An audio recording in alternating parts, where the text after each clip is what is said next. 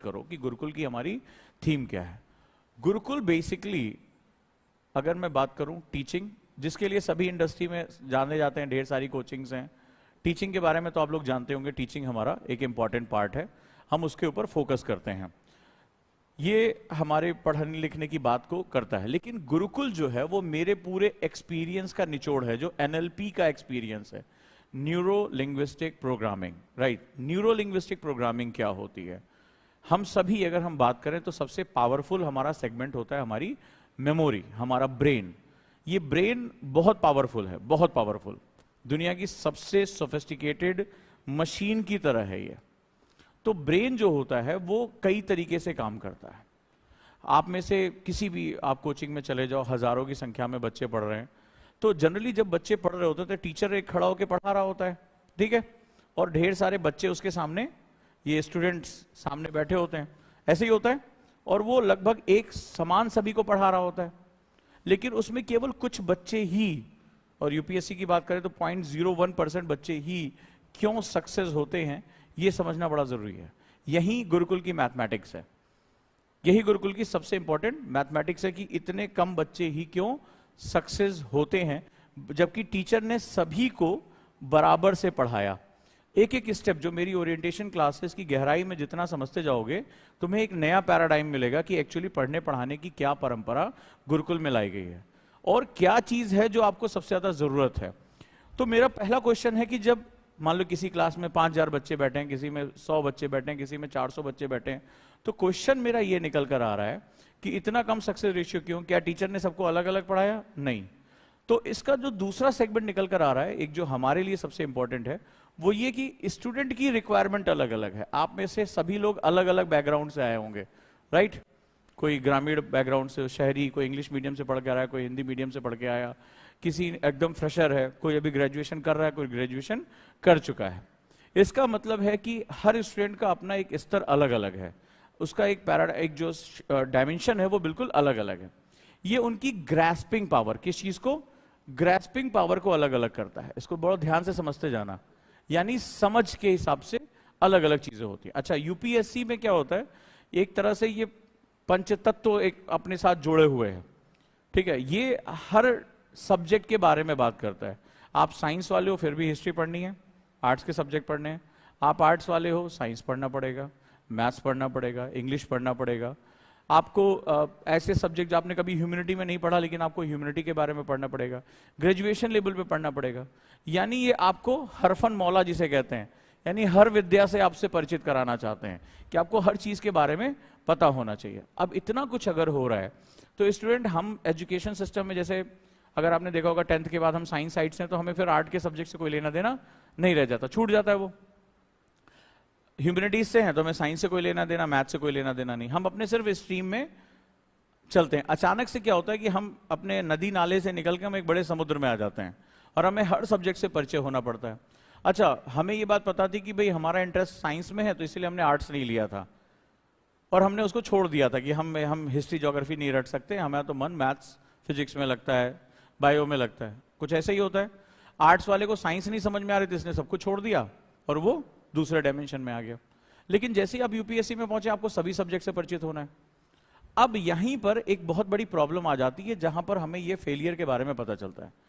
अब आपका साइंस में इंटरेस्ट है लेकिन ह्यूमैनिटीज में इंटरेस्ट नहीं है। ये वर्ड इंटरेस्ट जो है वो बहुत इंपॉर्टेंट होता है, इंटरेस्ट, क्योंकि ये जब जग जाता है तो फिर वो चीज हमारी हो जाती है। तो हमारा इंटरेस्ट नहीं है, आर्ट वाले को साइंस में इंटरेस्ट नहीं है। अब अचानक से यहां पे सबसे परिचय होना पड़ा और सभी सब्जेक्ट्स में आपको अपना क्या करना है, बेस्ट परफॉर्म करना है, क्योंकि ये ऑल इंडिया लेवल पे कंपटीशन है। बहुत कम लोग सेलेक्ट हो रहे हैं, 700-800 लोग हर साल निकल रहे हैं, उसमें भी 100 लोगों को आईएएस मिल रहा है।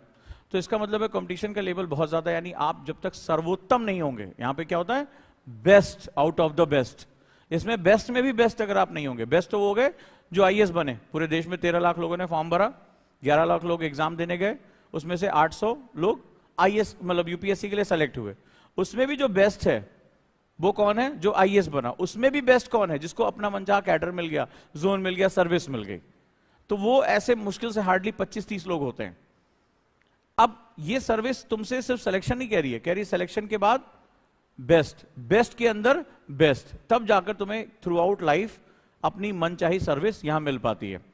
तो ये जो चीज ये बताता है कि इंटरेस्ट हमें डेवलप करना बहुत जरूरी। और अच्छा, हम बहुत पैराडॉक्स नेचर के हैं, हम बिल्कुल अलग अलग नेचर, अलग अलग बैकग्राउंड से होकर आए। अब हमें क्या करना होगा, किसी भी कोचिंग संस्थान में एक होता है, भाई तुम्हें इतना टाइम दिया गया, कोर्स शुरू, button start, day 1 history, geography, polity, day 1 शुरू। अब इसमें बहुत ढेर सारे क्वेश्चनिंग माइंड होते हैं जिनका बैकग्राउंड, कोई यही सोच रहा है, मैथ से पढ़कर आया है पीसीएम ग्रुप से, अचानक से उसके सामने लड़ाइयां शुरू हो गई, पानीपत की, हल्दी घाटी की। अब वो बड़ी देर तक इसमें लॉजिक, उसको आदत हो गई लॉजिक ढूंढने की, फॉर्मूले ढूंढने की, अब इसमें उसको मिल नहीं रहा है। अब उसका दिमाग हो रहा है खराब कि मैं ये पढ़ क्यों रहा हूं, मैं इसके बारे में क्यों, मुझे क्या लेना देना हल्दी घाटी युद्ध से। अब उसके दिमाग में बड़ी दिक्कतें आनी शुरू हो गई। फिर वहां से क्या होता है, जब ये दिक्कतें आती है, वो लॉजिक नहीं डेवलप कर पा रहा है, तो क्या होगा, वो अपने सब्जेक्ट से दूर भागना शुरू कर देता है। जब अपने सब्जेक्ट से वो दूर भागता है तो फिर उसमें डिसइंटरेस्ट क्रिएट हो जाता है, और एक बार तुम्हारा किसी सब्जेक्ट में डिसइंटरेस्ट क्रिएट हो गया तो फिर वो सब्जेक्ट तुम्हारा नहीं हो सकता, वो तुम्हारा सब्जेक्ट नहीं हो सकता।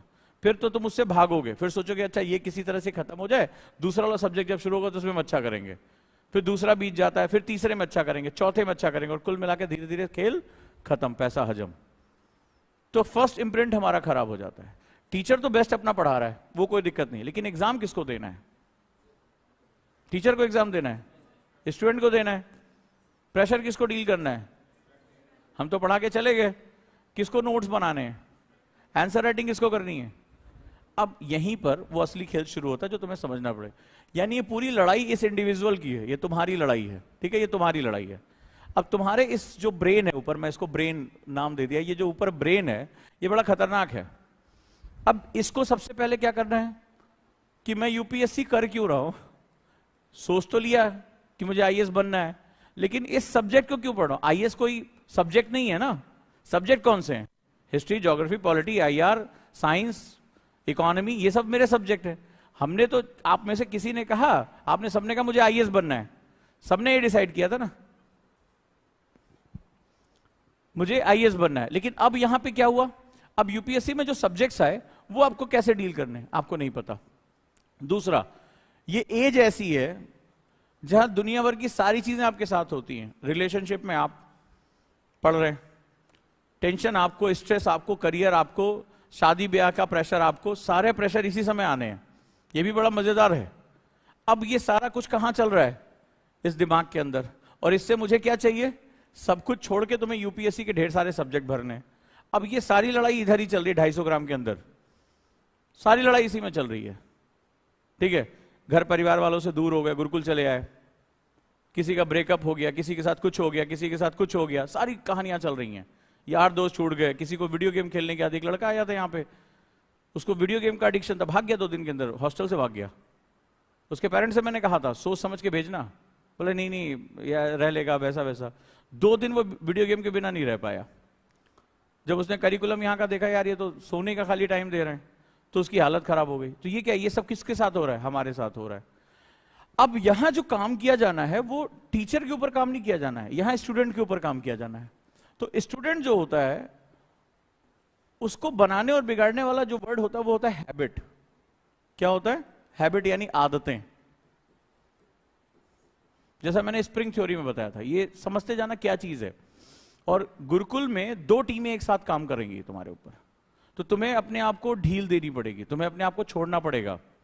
अब ये आदतें जो होती हैं, हमारा दिमाग जो है ना, ये अच्छी और बुरी आदतों को नहीं पहचानता, वो सिर्फ आदत को पहचानता है। आदत क्या होती है? आदत होता है किसी भी काम को रेगुलर इंटरवल पे बार बार किया जाए, और उससे क्या होगा, उससे हमारे दिमाग को उसका एक न्यूरल पैटर्न पता चल जाता है, वही हैबिट्स कहलाती हैं।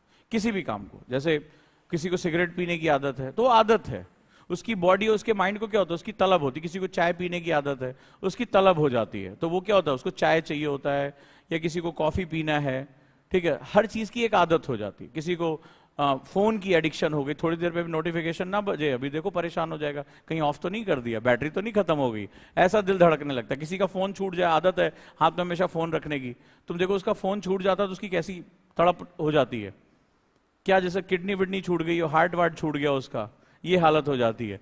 तो बहुत सी अजीबोगरीब चीजें होती है, हैबिट्स। अब ये आदतें जो होती हैं गुड और बैड, दिमाग इन दोनों को डिस्टिंग्विश नहीं कर सकता। हम जो कुछ भी बनते हैं अपनी आदतों की वजह से बनते हैं। जो कुछ भी हम हैं या जो कुछ भी हम होंगे वो सिर्फ हम चूज करते हैं, और इससे ज्यादा कुछ नहीं है। हेल्थ हो गया, आध्यात्म हो गया, जीवन शैली हो गई, पढ़ना लिखना, पास फेल। आप इससे पहले किसी ना किसी कंपटीशन के साथ जुड़ चुके होंगे, पक्का आपने कुछ ना कुछ तैयारी जरूर की होगी। और अगर आप फेल हुए तो मैंने आपसे कहा था एनालिसिस करने के लिए, तो अगर आप वो एनालिसिस नहीं कर पाए हैं तो अगर आप उसको एनालिसिस करेंगे आप पाएंगे कि उस समय जब आपको पढ़ने का टाइम था, जब आपको पता था आपको फलाना कंपटीशन देना है, आपने कुछ और चूज किया। हाँ या ना? कभी याद करके देखिए, चाहे ग्रेजुएशन का एग्जाम हो, 12th का एग्जाम हो, कोई कंपटीशन हो, आपने क्या चूज किया? एक दूसरी चीज चूज की, और नतीजा क्या रहा? हम वहां से दूर हो गए, जो हमें मिलना था हमें नहीं मिला। तो ऐसा क्या लग रहा है कि यहां आने के बाद वो चीज बदल जाएगी? नहीं, वो क्योंकि आपके अंदर है, वो आपके अंदर है। जो गलती आपने वहां की है वो गलती आप यहां भी करोगे। उस समय भी आपने कोई ट्यूशन ज्वाइन किया था, याद करिए, कभी आप ट्यूशन गए नहीं, कभी आपने रिवीजन किया नहीं, तो यहां पर भी आप एक संस्था के साथ जुड़े हो, तो अगर वो आदतें आपके अंदर रह गई तो फिर जगह बदल देने से, टीचर बदल देने से और कोचिंग बदल देने से वो कुछ नहीं होगा। ये बात हमें पता है। आप कई बच्चे ऐसे हैं जो 2-3 कोचिंगें ज्वाइन कर लेते हैं, कुछ नहीं होता उनका, क्योंकि प्रॉब्लम यहां पर है इसकी प्रोग्रामिंग में। जब तक आप इसे नहीं चेंज करोगे तब तक काम नहीं होगा। मान लो जैसे मैंने क्या किया, प्रोग्राम लिखा, मैंने कुछ टाइप किया, टाइपिंग में एरर है, मैंने प्रिंट दिया, एक बार एचपी का प्रिंटर यूज किया, तो प्रिंट में वो गलती आएगी कि नहीं आएगी? मैं गुस्सा गया, मैं दूसरी कंपनी का प्रिंटर उठा लाया, फिर मैंने प्रिंट दिया, अब गलती आएगी कि नहीं आएगी? फिर मैं तीसरा प्रिंटर उठा लाया, मैंने कहा बहुत महंगा वाला कैनन का प्रिंटर यूज करेंगे, तो हमने उससे प्रिंट दिया, अब गलती आएगी कि नहीं आएगी? प्रॉब्लम कहां है? प्रॉब्लम टाइपिंग एरर में है, प्रॉब्लम प्रिंटर में नहीं है। सो हम एक्सटर्नल वर्ल्ड को देखने के आदी हैं। हम ये चुनते हैं कि कोचिंग कौन सी अच्छी है, टीचर कौन सा अच्छा है, करिकुलम कहां अच्छा है, लेकिन वो उस करिकुलम में मुझे कितना चेंज किया जाएगा, दैट इज वेरी इंपॉर्टेंट। हम यहां पर उसी के बारे में बात करें तो गुरुकुल क्या है? गुरुकुल की 3-4 टीमें अलग अलग काम करेंगे। गुरुकुल में जो सबसे इंपॉर्टेंट है वो करिकुलम बहुत इंपॉर्टेंट है, ठीक है। गुरुकुल एक ऐसा एटमॉस्फेयर है जो आपको बदलने के लिए बनाया गया है। अब जरा देखते हैं वो चीज क्या हो सकती है। तो जैसा मैंने बताया कि हम अगर सक्सेस लाइफ में करते हैं तो सक्सेस कुछ और नहीं होती। सक्सेस की डिफिनीशन अगर पूछा जाए तो सिर्फ सेलेक्टिव, चुनिंदा, सेलेक्टिव गुड हैबिट्स होती हैं, और कुछ नहीं है। सक्सेस यही है, क्योंकि ये हैबिट क्या काम करता है। अब जरा ध्यान से सुनो, ये दुनिया का सबसे बड़ा साइंस है। इसको आइंस्टाइन ने कहा था दुनिया का 8वां सबसे बड़ा अजूबा। इस बात को अगर आज तुम यहां से क्लास से समझ गए तो तुम्हें गुरुकुल का 1 साल का करिकुलम समझ में आ जाएगा, गुरुकुल कैसे तुम्हें ट्रांसफॉर्म करने जा रहा है। और इस चीज को बहुत ध्यान से समझने की कोशिश करना। Selective good habits, when I use the word selective, यानी कि चुना हुआ, चुना हुआ, तो सेलेक्टिव जो होता है अनकॉन्शियस नहीं होता है, इट इज कॉन्शियस। आप किसे चुनते हैं? जिसके बारे में आप जानते हैं। जैसे आप कपड़े खरीदने गए तो ऐसे थोड़े ना होगा आबरा का 1 2 3 4 5 10वें नंबर पे जो कपड़ा आएगा हम ले लेंगे, ऐसे चुनते हो। जूते खरीदने गए तो बोले आबरा का डबरा लूडो आया 6 में तो हम ये वाला जूता उठा लेंगे, ऐसे चुनते हो किसी चीज को। जब आप किसी चीज को चुनने जाते हो तो आपके दिमाग में क्या होता है, बताओ? सबसे ऐसे थोड़े ना जरूरतें पूरे, जरूरत जूते वो पैर में तुम वो कपड़े बांध लो, अफ्रीका के लोग बांध के घूमते, जरूरतें पूरे नहीं हो जाएंगी। कौन से जूते के साथ तुम्हारी जरूरतें ऐसी पूरी हो रही? सबसे पहले जब आप जूता खरीदने जाते हो सबसे पहले आप देखते हो आपकी जेब में कितना है। नहीं, ऐसा नहीं करते, इसका मतलब कभी खरीदारी नहीं की। मान लो कोई पर्स खरीदने जा रहा है तो सीधे प्रादा के पर्स पे कूद जाते हो क्या? जेब में पता चला 500 रुपए है, रक्षाबंधन पे मिले, भाई ने दिए, तो प्रादा के पर्स पे थोड़े ना कूदोगे, उसकी कॉपी ढूंढोगे ना कि हमें ये चीज चाहिए। फॉर एग्जाम्पल, सबसे पहले आप अपना बजट देखते हो, फिर अपना इंटरेस्ट देखते हो। मान लो जैसे आपको हरा कलर पसंद है, आपको नहीं हो सकता पसंद हो, तो आप अपनी चॉइस को रखते हो ना। हम सेलेक्ट कैसे करते हैं चीजों को? फिर उसके बाद हम अपनी नीड्स देखते हैं, हमारी जरूरत क्या। मान लो किसी को कोचिंग के सामान रखना है, उसमें किताबें रखनी है, कुछ रखना है, तो उसको बड़ी जगह चाहिए होगी, पर्स में या बैग में। किसी को नहीं, खाली शो ऑफ करना है कि भाई पार्टी में जाना है, तो उसका पर्स अलग होगा। तुम देखना ध्यान से, ऐसे ही होता है। जब कोई रेगुलर यूज के लिए उसमें देखेगा कितनी चेन है, सिंगल चेन नहीं डबल चेन चाहिए, चोरी पैसे रखने की भी जगह चाहिए, सामान कितना आएगा नीचे से वो खोल के देखते हैं। कभी देखना लेडीज लोगों को पर्स खरीदते हुए, तो वो नीचे से खोल के देखते हैं भैया कितना चौड़ा है, पूरा पर्स खोल के दिखाओ। लेकिन जब किसी को शो ऑफ खाली करना होता तो वो क्या होता है, छोटा होना चाहिए, हैंडी होना चाहिए, चमकदार होना चाहिए, फोटो में अच्छा आना चाहिए। तो क्या होता है, नीड्स के हिसाब से हम चुनते हैं। तो सिलेक्शन जो होता है उसमें हम अपनी कॉग्निटिव, क्या कौन सा ब्रेन का कॉग्निटिव फंक्शन यूज करते हैं। ये क्लासेस आपको पूरी तरह से बदल के रख देंगी। आपको अपने बारे में पता ही नहीं है, आपको लगता है कि पढ़ा दिया, पढ़ लिया और सक्सेस हो गए। तो मेरा वही क्वेश्चन है कि हर क्लास में टीचर सबको बराबर पढ़ा रहा है, सक्सेस सबको क्यों नहीं मिल रही है? क्योंकि हम ये जानते ही नहीं कि हमारा ब्रेन कैसे बिहेव करता है। तो जब हम कोई चीज खरीदने जाते हैं तो हम बहुत कॉन्शियस होते हैं उस चीज के लिए, कॉग्निटिव लर्निंग करते हैं, इमेज बनाते हैं कि ये पर्स पहन लेंगे या जूता जब खरीदेंगे तो कैसा लगेगा। अब मान लीजिए आप फॉर्मल पहनने के आदी हैं, तो क्या आप मुझे बताइए वो जो कपड़े वाले जूते आते हैं वो खरीदोगे? तो आप क्या करते हो, आप उसमें लेदर शूज, फॉर्मल शूज पहनते हो या कुछ भी पहन लोगे? और कोई पहनता तो तुम उसको कैसे ध्यान से देखते, देखो यार कैसे पहन के आया, इसको तो कुछ सेंस ही नहीं है फैशन का। ऐसे ही होता है। तो आप सारी चीजों को इमेजिन करते हो। तो कॉग्निटिव लर्निंग, ब्रेन का बहुत इंपॉर्टेंट फंक्शन होता है कॉग्निटिव लर्निंग करना। अब आप आईएएस बनना चाह रहे हो, ठीक है, सिलेक्शन वर्ड का समझो, आप आईएएस बनना चाहते हो, तो अब इसी वर्ड को हम समझते हैं कि यूपीएससी मुझे क्रैक करना है। यानी आप जा रहे हो और यूपीएससी संस्था से कह रहे हो कि ये मेरा ड्रीम है, मैं इसको परचेस करना चाहता हूं। देखो इस संसार में हर चीज खरीदी और बेची जाती है, there is no free lunch in the world, संसार में कुछ भी मुफ्त नहीं है। तो आप गए और आपने यूपीएससी से कहा कि मुझे आईएएस बनना है। सेम ऐसे जैसे आपने कहा कि मुझे जूता खरीदना। अब जरा देखो, बहुत कंपैरिजन करके देखो, यहां पे शू है, ठीक है, या बैग है, और इधर यूपीएससी। मैं तुम्हें बहुत अच्छा कंपैरिजन करके दिखाता हूं। तो आप शू खरीदने कहां जाओगे? आपको जूता खरीदना है तो आप कपड़े की दुकान पे जाओगे? हाँ, नहीं, कहां जाओगे? जूते की दुकान पे। यानी तुम्हें पता है कि मुझे एग्जैक्टली कहां जाना है, ठीक है, कहां जाना है। अगर खरीदना है तो यहां जाना है, नहीं तो फिर मंदिर मस्जिद जाना है, अगर खरीदना नहीं है जूता चाहिए तो, ठीक है। तो ये एक अलग सेगमेंट है। लेकिन आपको पता, तो यूपीएससी, मुझे कहां जाना है? यूपीएससी। तो यूपीएससी आपको कैसे पता चला कि मुझे जो जूता है वो मुझे जूते की दुकान पे मिलेगा? योर प्रीवियस लर्निंग, आपको बताया, आपके पेरेंट्स ने बताया, आपके जो भी समाज है उसने आपको बताया, आपके दोस्तों ने बताया। सेम जब हम शुरुआत करते हैं, वी नीड मेंटर्स, ठीक है, वी नीड मेंटर्स या टीचर्स या गाइड, कुछ भी नाम दे दो इसको, टीचर्स, कि ये हमें आईएएस बनना है तो हमें क्या करना पड़ेगा, ठीक है, हमें क्या करना पड़ेगा। स्टेप 1, तो सबसे पहले नो अबाउट दिस यूपीएससी, इसके बारे में तुम्हें जानना जरूरी है, ठीक है। तो आप क्या हुआ, आपको यह पता होगा कि यूपीएससी के थ्रू हम आईएएस बनते हैं, के थ्रू आईएएस बनते हैं। जैसे आप गए जूते की दुकान पे, आपसे किसी ने कह दिया जूता जूते की दुकान पे मिलेगा। अब आप पहुंचे और वहां बैठ गए, बोले जूता दे दो। मान लो उसने एक आध जूते तुम्हें दिखा भी दिए, पसंद भी आ गया, लेकिन तुम्हें इसके बदले क्या चुकाना पड़ेगा? और तुम लड़ने लगे, नहीं, मुझसे तो चाचा ने बोला था कि जूते की दुकान पे जाके जूता ले लो, उन्होंने ये थोड़े ना कहा था इसके बदले हमें पैसा भी देना पड़ेगा। तो क्या जूता मिलेगा? दूसरे तरीके से मिल सकता है, लेकिन वो नहीं मिलेगा। कुल मिला के अगर कहा जाए तो ये लॉजिकल नहीं है। तो इसका मतलब है कि मैं आईएएस बनना चाहता हूं, हम ये बहुत इजीली कह देते हैं, बट सवाल है कि इस सपने को खरीदने के लिए या पाने के लिए मुझे क्या कीमत चुकानी पड़ेगी। सेकंड इन बड़ा इंपॉर्टेंट है, कीमत। कई बार आप कुछ सामान खरीदने गए होंगे, पसंद आपको बहुत आया होगा, लेकिन जैसे उसको पे करने की बारी आई, किसके साथ ऐसा हुआ है?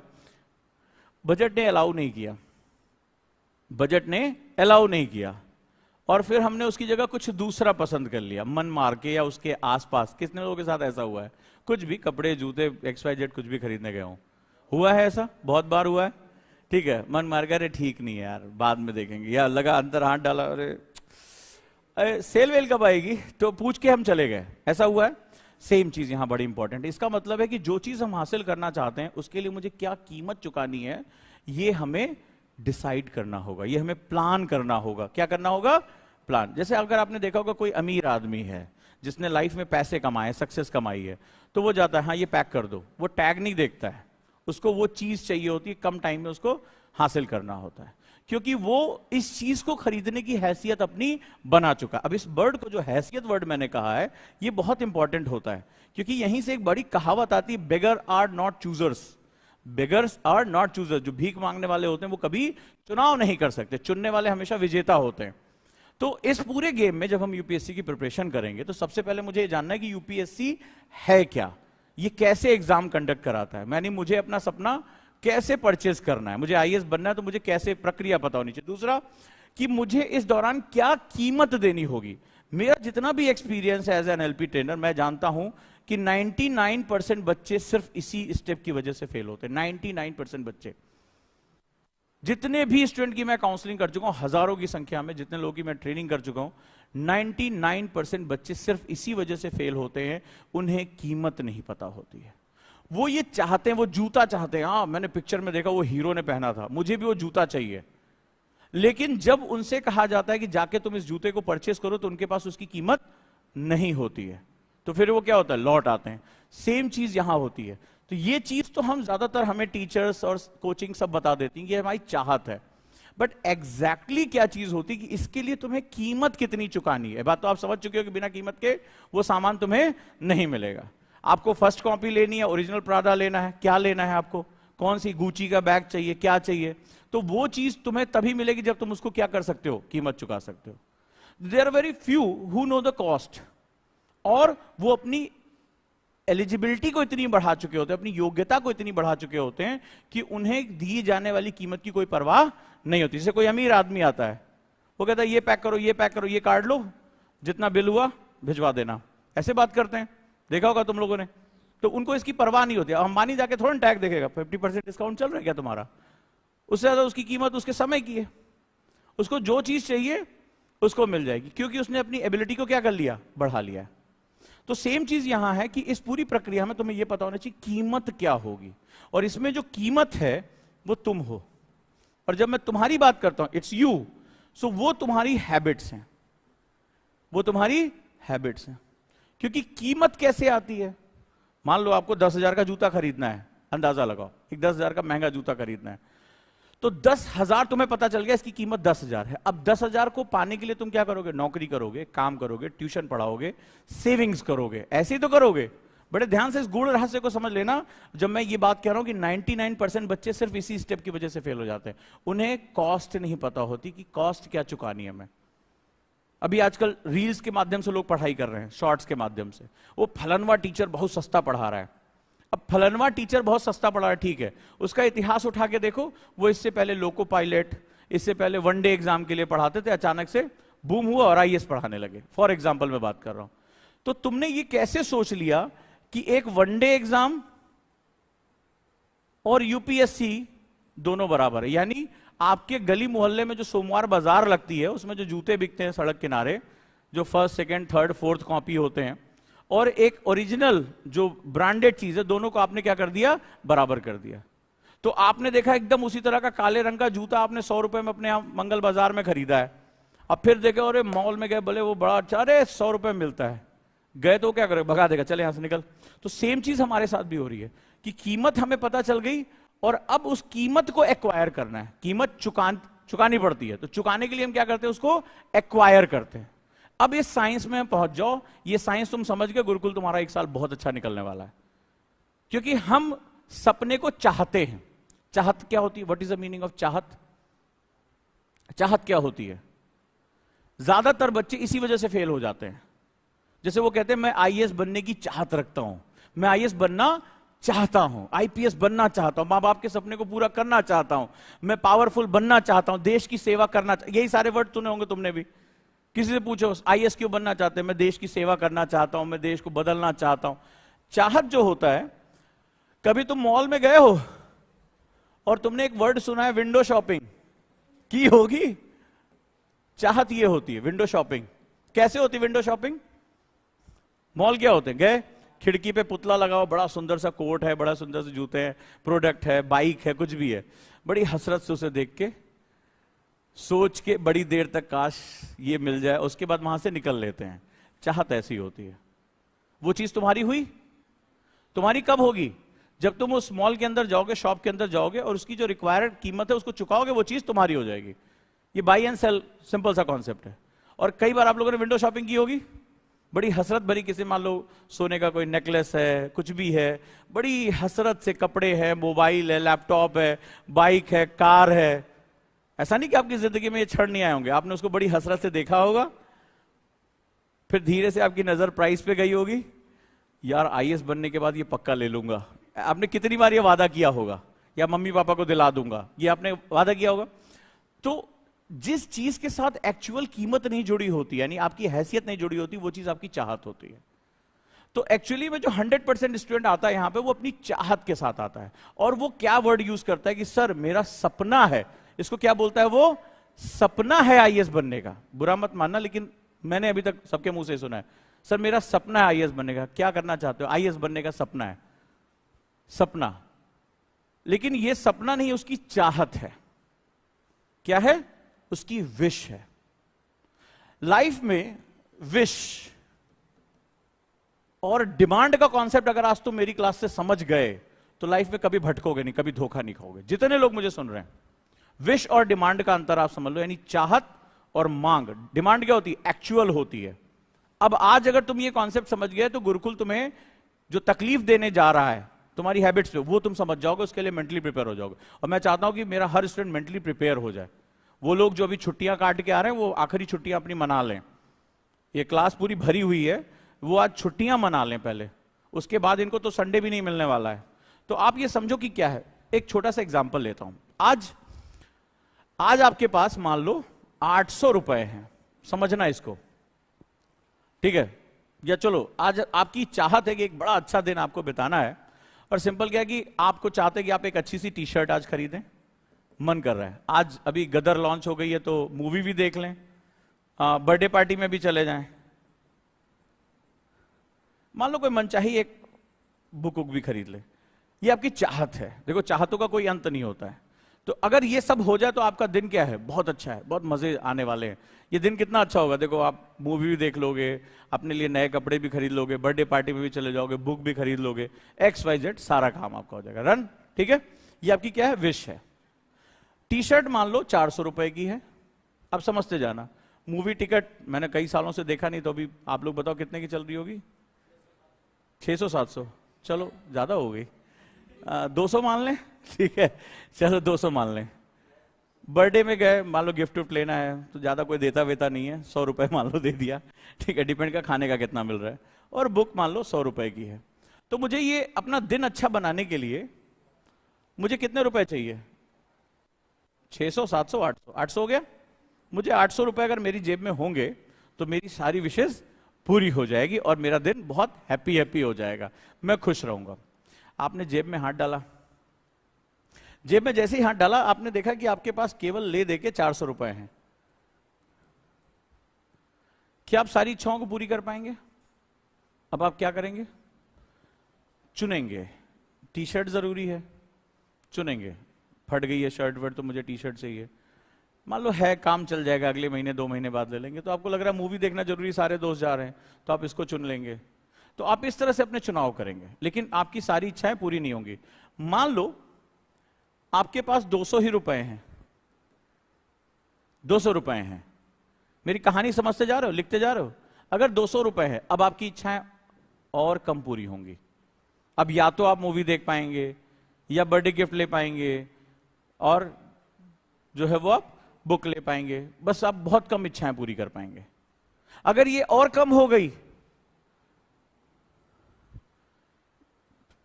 तो क्या होगा? अब आप बिल्कुल सबसे न्यूनतम वाली इच्छा पूरी कर पाएंगे। क्लियर है? एग्जाम्पल के तौर पे ले रहा हूं। तो आपकी चाहत थी कि मुझे ये सब कुछ मिल जाए तो मेरा दिन बहुत हैप्पी हो जाएगा, लाइफ एक मीनिंगफुल हो जाएगी। बट ये सब कुछ किस पे डिपेंड कर रहा है? How much money do you have in your pocket? In your pocket, not your family asset. तुम्हारी पॉकेट में कितना है? अब इसको ऐसे समझो कि ये जो रुपए हैं ये तुम्हारी एबिलिटीज हैं। समझ रहे हो? ये रुपए कुछ और नहीं, तुम्हारी एबिलिटीज हैं। तुम एक वनडे एग्जाम देना चाहते हो, वनडे एग्जाम देना चाहते हो, 100 रुपए। तुम आईएएस बनना चाहते हो, तुम्हें घंटों पढ़ना पड़ेगा, बुक्स के साथ लगना पड़ेगा, तो तुम्हारी एबिलिटीज और ज्यादा होनी चाहिए। तो इसका सीधा सा मतलब है, कभी तुमने रुक के इसके बारे में कैलकुलेट किया? ईमानदारी से बताओ। तुमने यही कहा ना आईएएस बनने की इच्छा है, आईएएस बनना चाहते हैं, कभी इतनी बारीकी से सोचा कि जब हम सबसे बड़े एग्जाम की बात कर रहे हैं तो मुझे अपनी एबिलिटीज को क्या करना पड़ेगा? बढ़ाना। एबिलिटीज मतलब योग्यता। इस एग्जाम को मान लो कोई एक छोटा मोटा एग्जाम है, 4 घंटे पढ़ के हो जाएगा, दूसरा एग्जाम है 6 घंटे पढ़ के हो जाएगा, 6 महीने पढ़ के हो जाएगा, लेकिन यूपीएससी एग्जाम में मुझे पता नहीं कितने घंटे कितने दिन इसी कंसिस्टेंसी के साथ बढ़ना पड़ेगा। और योग्यता क्या होती है? What is the meaning of ability? Ability होती है डिमांड के अकॉर्डिंग सप्लाई करना। जैसे मान लीजिए आपको रटने की बड़ी आदत है, आपने रट बहुत अच्छा लिया, लेकिन एग्जाम कह रहा है रिटन होगा, तो क्या आपका रटा हुआ काम आएगा? आपको लिखने की आपने कभी प्रैक्टिस ही नहीं, बोले मैं किताब की किताब याद कर लेता हूं, क्या करोगे? आप राइटिंग नहीं कर पा रहे हो। आप राइटिंग बहुत अच्छा कर लेते हो, बोल नहीं पाते, इंटरव्यू में गए निपटा दिए जाओगे। पता चला आपसे एक्सप्लेनेटरी बहुत अच्छे हो रहे हैं, बहुत अच्छा लिखते, लेकिन जैसे ऑब्जेक्टिव की बात आ रही है आपका दिमाग सटक जाता है, अब खत्म हो जाएगा। तो एबिलिटी होती है जिस युद्ध में आप उतर रहे हो उस युद्ध की कलाओं के बारे में जानना। और हम इसको कैसे कहते हैं? हम सोचते हैं 10 घंटे पढ़ लिया तो हम आईएएस बन जाएंगे। कई बच्चे मेरे से पूछते हैं सर आईएएस के लिए कितना घंटा पढ़ना होगा? पर सवाल यह है कि उन घंटों में तुम्हें करना क्या होगा? मेरे क्वेश्चन को जरा ध्यान से सुनना और लिख लेना इसको। हम लोग ये पूछते हैं ना, पूरा इंटरनेट भरा पड़ा है कि 8 घंटे पढ़े कि सर 10 घंटे पढ़े। ऐसे होता है ना, कितने घंटे पढ़ना पड़ता है? बड़े ध्यान से जो लोग ये क्वेश्चन पूछते हैं सुने। सवाल ये नहीं है कितने घंटे पढ़ना है, सवाल ये है कि उस एग्जाम के लिए मुझे जो भी योग्यता चाहिए, वो चाहे 10 घंटे में आए, 20 घंटे में आए, मुझे 24 घंटे हो, मुझे कोई लेना देना नहीं, मुझे वो एबिलिटीज क्रिएट करनी है। क्योंकि ये क्या है? डिमांड सप्लाई है। ये डिमांड सप्लाई है। क्यों? क्योंकि मैंने अभी आपसे क्या कहा? पहले तुम्हें जानना पड़ेगा, जूते के लिए जूते की दुकान पे जाना पड़ेगा। परचून की दुकान पे जाओगे तो जूता पहनोगे नहीं, जूता खाओगे, वो वाला हिसाब किताब हो गया। तो गलत जगह नहीं जाना है, यानी करियर बर्बाद नहीं करना है। तो पहले तो ये पता होना चाहिए। तो जब आपको पता होना चाहिए तो आप क्या कहते हो कि सर मुझे 10 घंटा पढ़े या 12 घंटा पढ़े? नहीं, हमें एबिलिटीज जनरेट करनी होगी। तो गुरुकुल कुछ और नहीं है, एबिलिटीज को जनरेट करने का नाम है। तुम 10 घंटे में करो, तुम्हें जरूरत है तो तुम 15 घंटे करो, तुम्हें 16 घंटे करो, इट डजंट मैटर। तो आज के बाद अपने दिमाग से ये निकाल देना, टास्क क्या होना चाहिए? मुझे वो एबिलिटी जनरेट करनी है। ठीक है, ये एबिलिटी हमें जनरेट करनी है। क्योंकि डिमांड कब होगी? डिमांड तुम तभी कर पाओगे, विश तो तुम्हारी है कि तुम्हें सब मिल जाए, लेकिन इस सब पाने के लिए तुम्हें क्या करना पड़ेगा? अपनी हैसियत को यहां तक बढ़ाना पड़ेगा कि नहीं बढ़ाना पड़ेगा? अपनी एबिलिटी को। और जब तुम्हारी एबिलिटी यहां तक हो जाएगी तब तुम समझ लेना तुम सारी चीजों को परचेज कर सकते हो। और जिस चीज को तुम परचेज कर सकते हो वही चीज तुम्हारी है, नहीं तो वो शोरूम में। वही चीज तुम्हारी है, तुम उसको अपने घर लेकर आ सकते हो। तो अगर तुमने आईएएस बनने का सपना देखा है तो आईएएस बनने के सपने में तुम्हें अपनी कैपेबिलिटीज को बढ़ाना होगा, और ये सबके लिए अलग होगी। यानी ये यात्रा कैसी है? इंडिविजुअल है। आपकी कैपेबिलिटी अलग है, आपकी कैपेबिलिटी अलग है। हो सकता है आप साइंस में अच्छे, हो सकता है आप ह्यूमैनिटीज में अच्छे, कोई राइटिंग में अच्छा है, कोई बोलने में अच्छा है। तो आपको कैपेबिलिटीज को हर तरीके से बढ़ाना होगा। अब समझ में आया डिमांड और सप्लाई का गैप है, विश और डिमांड। तो ज्यादातर लोग जो हैं, तुम कहीं भी चले जाओ, मुखर्जी नगर, करोल बाग, पीछे सर पे हाथ रख के, यार भाई को आईएएस बनना है, आग लगी पड़ी अंदर, आईएएस बनना है। क्या है? चाहत है। आग इतनी लगी पड़ी है कि अल्कोहल अंदर डालना शुरू कर देते हैं आग को भड़काने के लिए। समझ ही गए होगे मैं क्या कहना चाह रहा हूं। यह स्थिति हो जाती है। तो आपको उस एबिलिटी पे फोकस करना होगा कि मुझे कैसे अपनी योग्यता बढ़ानी है, और योग्यता बढ़ गई, मेरी कैपेबिलिटी हो गई, ये सपना मेरा है। तो चाहत से आपको आज से निकलना है, आपको एक्चुअल बैकग्राउंड पे काम करना। अब सवाल यह है कि ये एबिलिटी क्या है?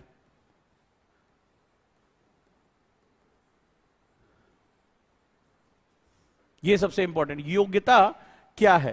क्योंकि यही योग्यता क्या काम करेगी? आपकी परचेजिंग पावर। ये सपना खरीदना पड़ता है।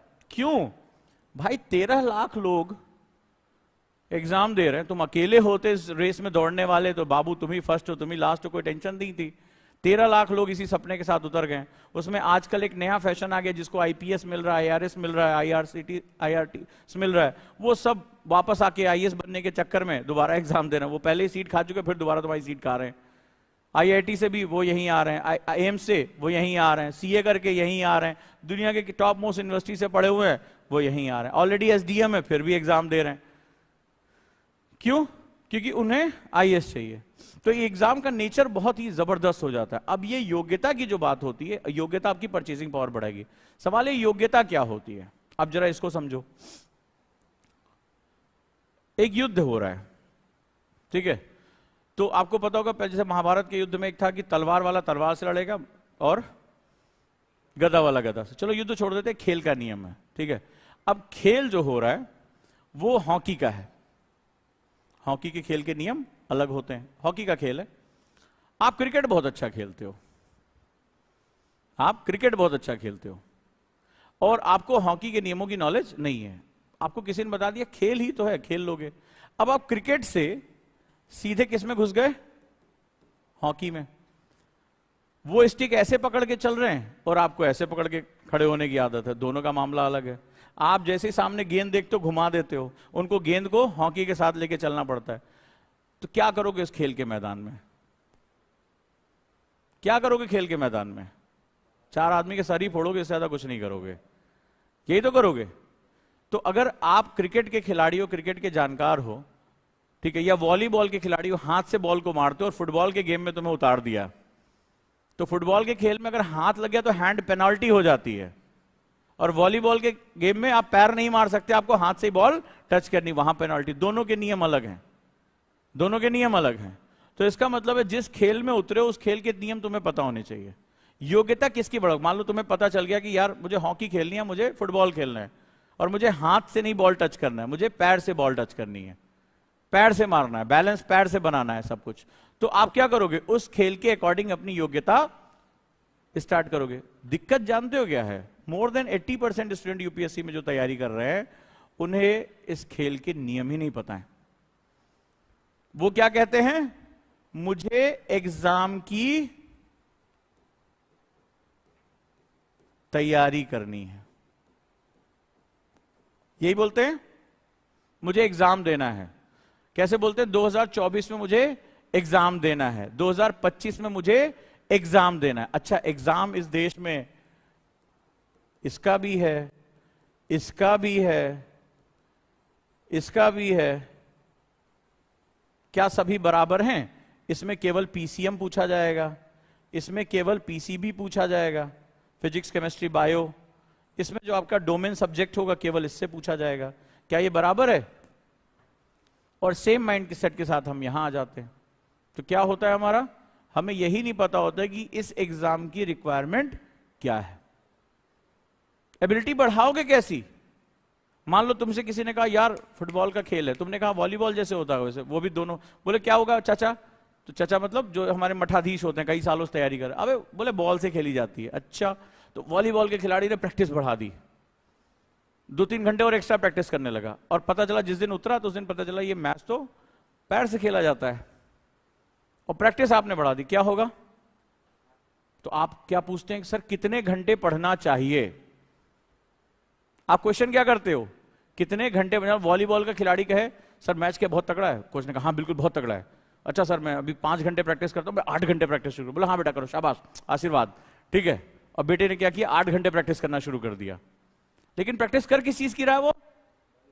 वॉलीबॉल की। और मैच कौन सा है? जीत जाएगा, मेहनत उसको जिता देगी। कहते हैं ना हार्ड वर्क का कोई भी सब्स्टिट्यूट नहीं होता है, कर लिया हार्ड वर्क। तो जो आप ये क्वेश्चन पूछते हो कि सर कितने घंटे पढ़ें, क्वेश्चन पहले ये पूछो किस एग्जाम के लिए पढ़ें। मैं क्या अपने इस एग्जाम का नेचर समझता हूं? मुझे एग्जाम का नेचर पता है, स्टेप्स पता है? क्या ये ग्रेजुएशन का पेपर है कि पिछले 10 साल के क्वेश्चन लगा लिए, कुंजी पढ़ ली, बी कॉपी सी कॉपी भर दी तो पास तो हो ही जाओगे? क्या ये किसी खास डोमेन का एग्जाम है? नहीं। करंट अफेयर्स की कोई था नहीं है कहां से क्या चीज आएगी, जनरल स्टडीज की कोई था नहीं कहां से कहां तक जाएगा, तो इसका कोई डोमेन सब्जेक्ट है नहीं। तो आप अगर ये कहते हो कि हार्ड वर्क करेंगे, सपनों में जान रखेंगे, ये सब बातें तुमने बहुत सुनी होगी मोटिवेशन इंडस्ट्री में। दिल लगा के पढ़ो, फौलाद पिघला दो, ये सब तुमने बहुत कहानियां सुनी होंगी। सपनों में अगर जान है तो ऊंची ये उड़ान है, इस तरह की बहुत शायरियां भी सुनी होंगी तुमने। बट एक्चुअली में ये रियलिटी पे काम नहीं करता। रियलिटी में काम आता है सिर्फ और सिर्फ आपकी ग्राउंड लेवल स्ट्रैटेजी। तो हमारी बात ये निकल कर आई कि भाई अभी तक जो हमने डिस्कशन किया कि आपको पता होना चाहिए मेरी दुकान कहां है, यानी जो मुझे चाहिए उसके लिए मेरी जगह कौन सी है। दूसरा, आपको यह पता होना चाहिए कि चाहत किसे कहते हैं और डिमांड किसे कहते हैं। डिमांड के लिए मुझे क्या करना पड़ेगा, अपनी योग्यता बढ़ानी पड़ेगी, मुझे अपनी योग्यता उसके हिसाब से रखनी पड़ेगी। अगर मुझे चाहिए कि मेरा पूरा सपना पूरा हो तो मुझे उसी हिसाब से आउटपुट देना पड़ेगा। अब तुम्हारे उस दौरान क्या होगा, मान लो इस समय तुम्हें शादी ब्याह में जाने की बड़ी आदत है, यारी दोस्ती है, रिलेशनशिप में हो, ठीक है, बहुत सोशलाइट हो, सोशल मीडिया पे भी हर 15 मिनट में अपनी फोटो अपलोड करते हो। तो अब तुम ये सारी चीजें चाह रहे हो और तुम्हारा जो लक्ष्य है वो तुमसे कह रहा है कि नहीं मुझे केवल और केवल यही एफर्ट चाहिए, तो तुम्हें वो सब क्या करना पड़ेगा, छोड़ना पड़ेगा, क्योंकि मुझे अपनी एबिलिटी बढ़ाने के लिए अपना कॉन्सेंट्रेशन चाहिए। फिर तीसरी जो बात हुई इंपॉर्टेंट, वो है एबिलिटी किसके लिए। पहले इस एग्जाम का नेचर तो समझो, ये है क्या, क्योंकि एबिलिटी पता चला तुमने वो पुराने काम में बोला अच्छा रुको 12 घंटे पढ़ लेते हैं आईएएस बन जाएंगे, कहीं इंटरव्यू में पढ़ लिया था, वो टॉपर था वो 12 घंटे पढ़ता था। लेकिन सवाल है कि 12 घंटे पढ़ने वालों की कमी पड़ी है, पढ़े हुए, लेकिन सिलेक्शन क्यों नहीं हो रहा है, क्योंकि वो 12 घंटे में क्या पढ़ना है, एबिलिटी किस चीज के लिए निकालनी है, इसके बारे में वो सोच नहीं रहे।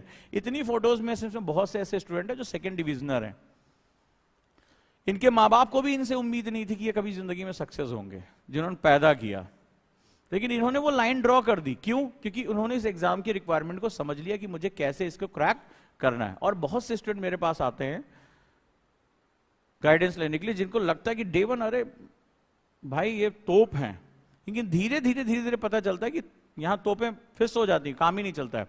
तो एबिलिटी जो बढ़ाने के लिए अब अगली जो चीज है कि मुझे नेचर ऑफ द एग्जाम पता होना चाहिए। एबिलिटी बढ़ेगी किसकी, नेचर ऑफ एग्जाम से। बड़ा जरूरी है नेचर ऑफ एग्जाम, नहीं पता यूपीएससी का नेचर आप लोगों को पता ही नहीं एक्चुअली में। आप लोगों को कितने लोगों ने बताया कि यूपीएससी में बहुत प्रतिभाशाली बच्चे ही सेलेक्ट होते हैं? बताया जरूर होगा, ईमानदारी से सुन लो। हर किसी के बस का नहीं, गोल्ड मेडलिस्ट हो, पढ़ने में बहुत तेज हो तभी आईएएस बन सकते। किसने किसने सुना है ये? किसने किसने सुना है कि भाई गांव देहात का बच्चा जल्दी सेलेक्ट नहीं होता, कि तुम्हारे बस का नहीं? ये तो डायलॉग तुम्हें पक्का दो। आईएएस वाईएएस का सपना बेकार में देख रहे हो, कोई छोटी मोटी पहले नौकरी पकड़ लो। लड़कियों के लिए बोला गया होगा बीएड कर लो, टीचर बन जाओ, ठीक है। लड़कों के लिए बोला गया होगा एलडीसी पकड़ लो, एक सरकारी नौकरी नहीं होगी तो शादी नहीं होगी, माँ बाबूजी का खर्चा कब तक। ये सब कहानियां तो आपको बताई गई होंगी, ठीक है। तो ये आपने भी सुन रखी होंगी और आपको सुनाने वालों ने भी ये सालों से पीढ़ियों को सुनाते चले आ रहे हैं। तो नेचर ऑफ एग्जाम बड़ा जरूरी। अब नेचर ऑफ एग्जाम क्या होता है, जैसे मान लो आप एक बहुत अच्छे तलवारबाज हो, बहुत अच्छी तलवार चलाते हो, तो आपसे बोला प्रतियोगिता में भाग लेना, आपका खून तुरंत फड़फड़ाने लगता है, बाहर आने लगता है।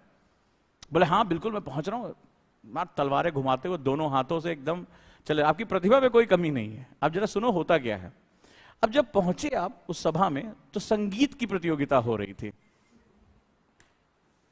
संगीत की प्रतियोगिता हो रही थी। वहां राग मल्हारी, राग दरबारी, वो बड़े बड़े स्वर उठ रहे हैं। अब आप अगर उसमें अपनी तलवार चलाओगे तो जहां से स्वर निकल रहा है तुम वो स्रोत ही बंद कर दोगे। सेम चीज हम यहां करते हैं, बुरा मत मानना, लेकिन सेम हमारी जर्नी। हम एक्चुअली इतना हमें ब्लाइंड कर दिया जाता है कि जब तक तुम यात्रा के बारे में जानोगे नहीं तब तक यात्रा तुम करोगे ही नहीं। हमें बताया नहीं जाता lecture 1 oh we are going for the history, अच्छा ज्योग्राफी, धड़ाधड़ नोट्स बंडल पीडीएफ, पता नहीं क्या क्या। लेकिन क्यों, मैं अपने आप को कैसे प्लान करूं? और बच्चा भी सोचता है हाँ मास्टर साहब बहुत बढ़िया पढ़ा रहे हैं, यही पढ़ाएं, यही एग्जाम दे, खत्म करें यार, छुट्टी, हमने तो फीस दे दी है। बच्चा भी सपने देखने लगता है कि ये जो फोटोज टंगी हैं इसी में हमारी भी एक और टंग जाएगी, संस्थान टांग ही देगा। लेकिन ये तुम्हारी लड़ाई है, तुम ये क्यों भूल जा रहे हो? इंडिविजुअल हो तुम, ये तुम्हें लड़ना है, ये सारा प्रेशर तुम्हें डील करना है। तो ये मोटिवेशन नहीं, एक्चुअल जो है फैक्चुअल जो चीज है उसको जानने की कोशिश करो। तो नेचर ऑफ एग्जाम में तुम तलवारबाज अच्छे हो, लेकिन मामला संगीत का चल रहा है, तो फिर वहां तुम जाके डिजास्टर करो, थोड़ी देर बाद भगदड़ मच जाएगी वहां पे जब तलवार चलाना शुरू कर दोगे।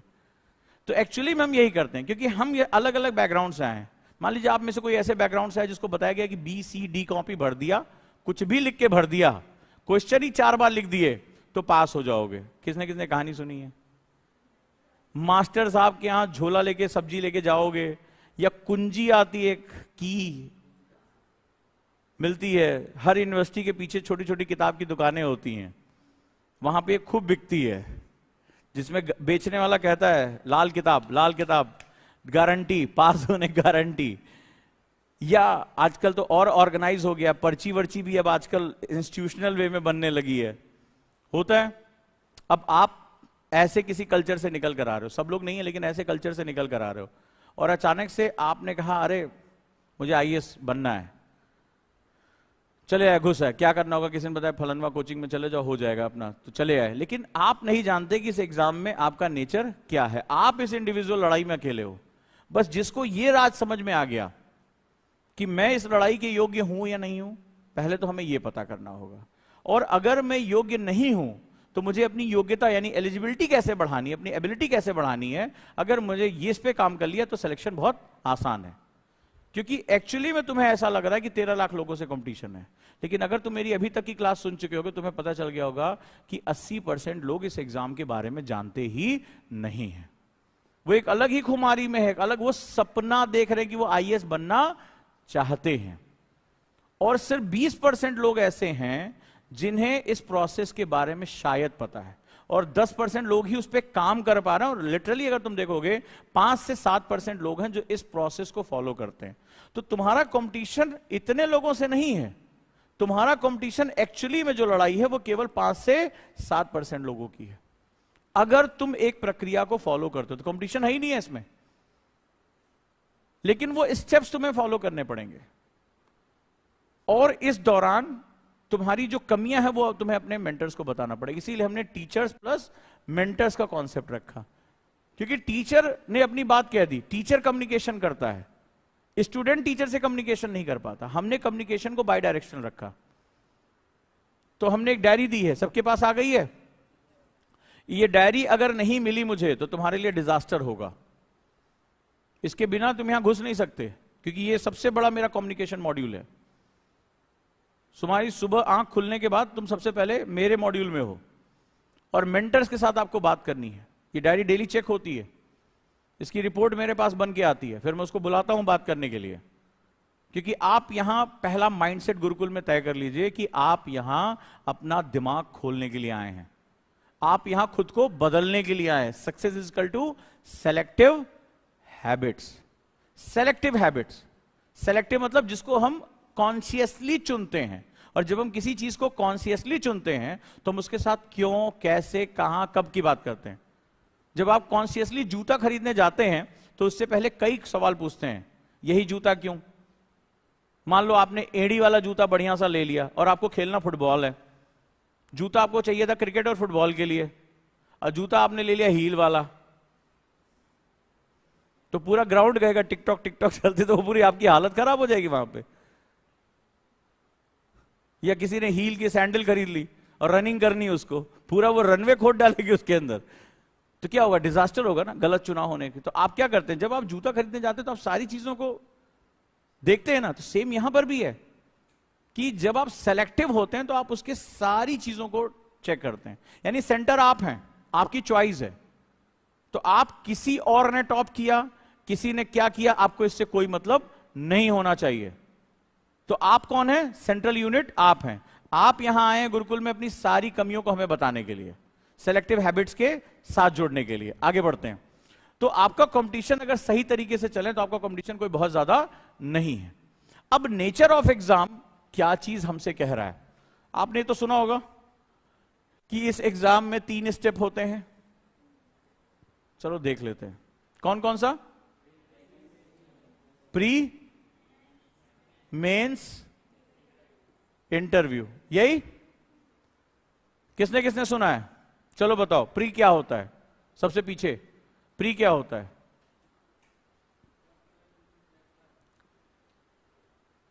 बोलो बोलो, मैं सुन रहा हूं।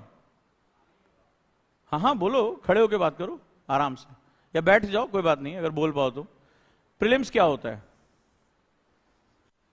पता है ना कि ये 3 स्टेप होते हैं, कितनी बार ये सुना है? प्रीलिम्स, प्रीलिम्स क्या होता है?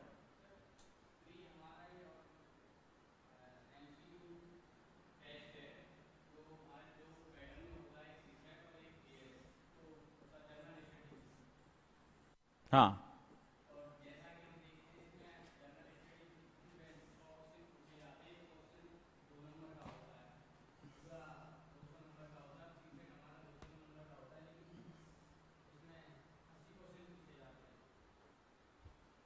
तो इसका नेचर एमसीक्यू क्यों रखा गया है?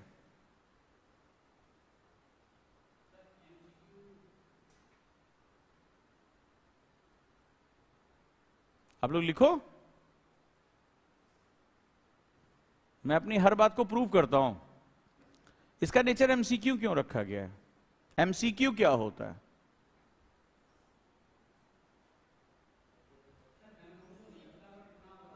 आईएएस की तैयारी करने आ गए हो ना? उम्र, एज, ठीक है, 21 साल हो गया, तुम्हें नहीं पता? और इसका कब से सोच लिया था आईएएस बनने का? 2000, अभी इसी साल सिक्का उछाला है, ठीक है। तो इतने दिनों में तुम ये फर्स्ट स्टेज नहीं समझ पाए कि एमसीक्यू क्या होता है, एमसीक्यू क्यों क्यों कराया जाता है। इन्होंने बताया कि प्रीलिम्स क्या होता है, जीएस होता है, सीसैट होता है, इतने क्वेश्चंस आते हैं, यही सबको पता है, 99% को भी ये पता है। जिसको ये पता है कि ये प्रीलिम्स ऑब्जेक्टिव क्यों होता है और ऑब्जेक्टिव क्या होता है, उसके लिए एग्जाम आसान है। आज तुम्हें यहां प्रूव करके भेजूंगा कि तुम्हें एग्जाम के बारे में कुछ नहीं पता। तुम्हारे फेल होने का रीजन तुम्हारे अंदर मौजूद है। तुम गायन प्रतियोगिता में तलवार चलाने जा रहे हो, या तलवारबाजी की प्रतियोगिता में तुम राग मल्हारी गाने जा रहे हो, तो तुम्हारी प्रॉब्लम यह कि तुमने कहा कि सर बहुत मन से गाना गाया। अबे तुम्हारा गाना सुनने थोड़े ना कोई आया था, वहां तलवारबाजी की प्रतियोगिता चल रही थी। तुम गलत प्रतियोगिता में गलत चीजें कर रहे हो, उसके बाद कहते हो सर मैं मेहनती बहुत हूं। क्या करेंगे तुम्हारी मेहनत का? तुम किसी ऐसी प्रतियोगिता में गए कुश्ती देखने के लिए, कुश्ती चल रही, वहां डांस शुरू हो जाए तब, और तुम कुश्ती के बहुत बड़े शौकीन हो, तुम कुश्ती के लिए अपना टाइम और पैसा खर्च करके गए हो, तो सेम चीज तुम यही कर रहे हो यूपीएससी के साथ। इससे पहले मैं सेमिनार में बताया था वो क्या चाहता है, दैट इज इंपॉर्टेंट। तो आप ये एग्जाम देने जा रहे हो, एमसीक्यू क्या होता है? मल्टीपल चॉइस क्वेश्चन, ठीक है। क्या होता है? ऑब्जेक्टिव, ऑब्जेक्टिविटी किसे कहते हैं? वस्तुनिष्ठता किसे कहते हैं?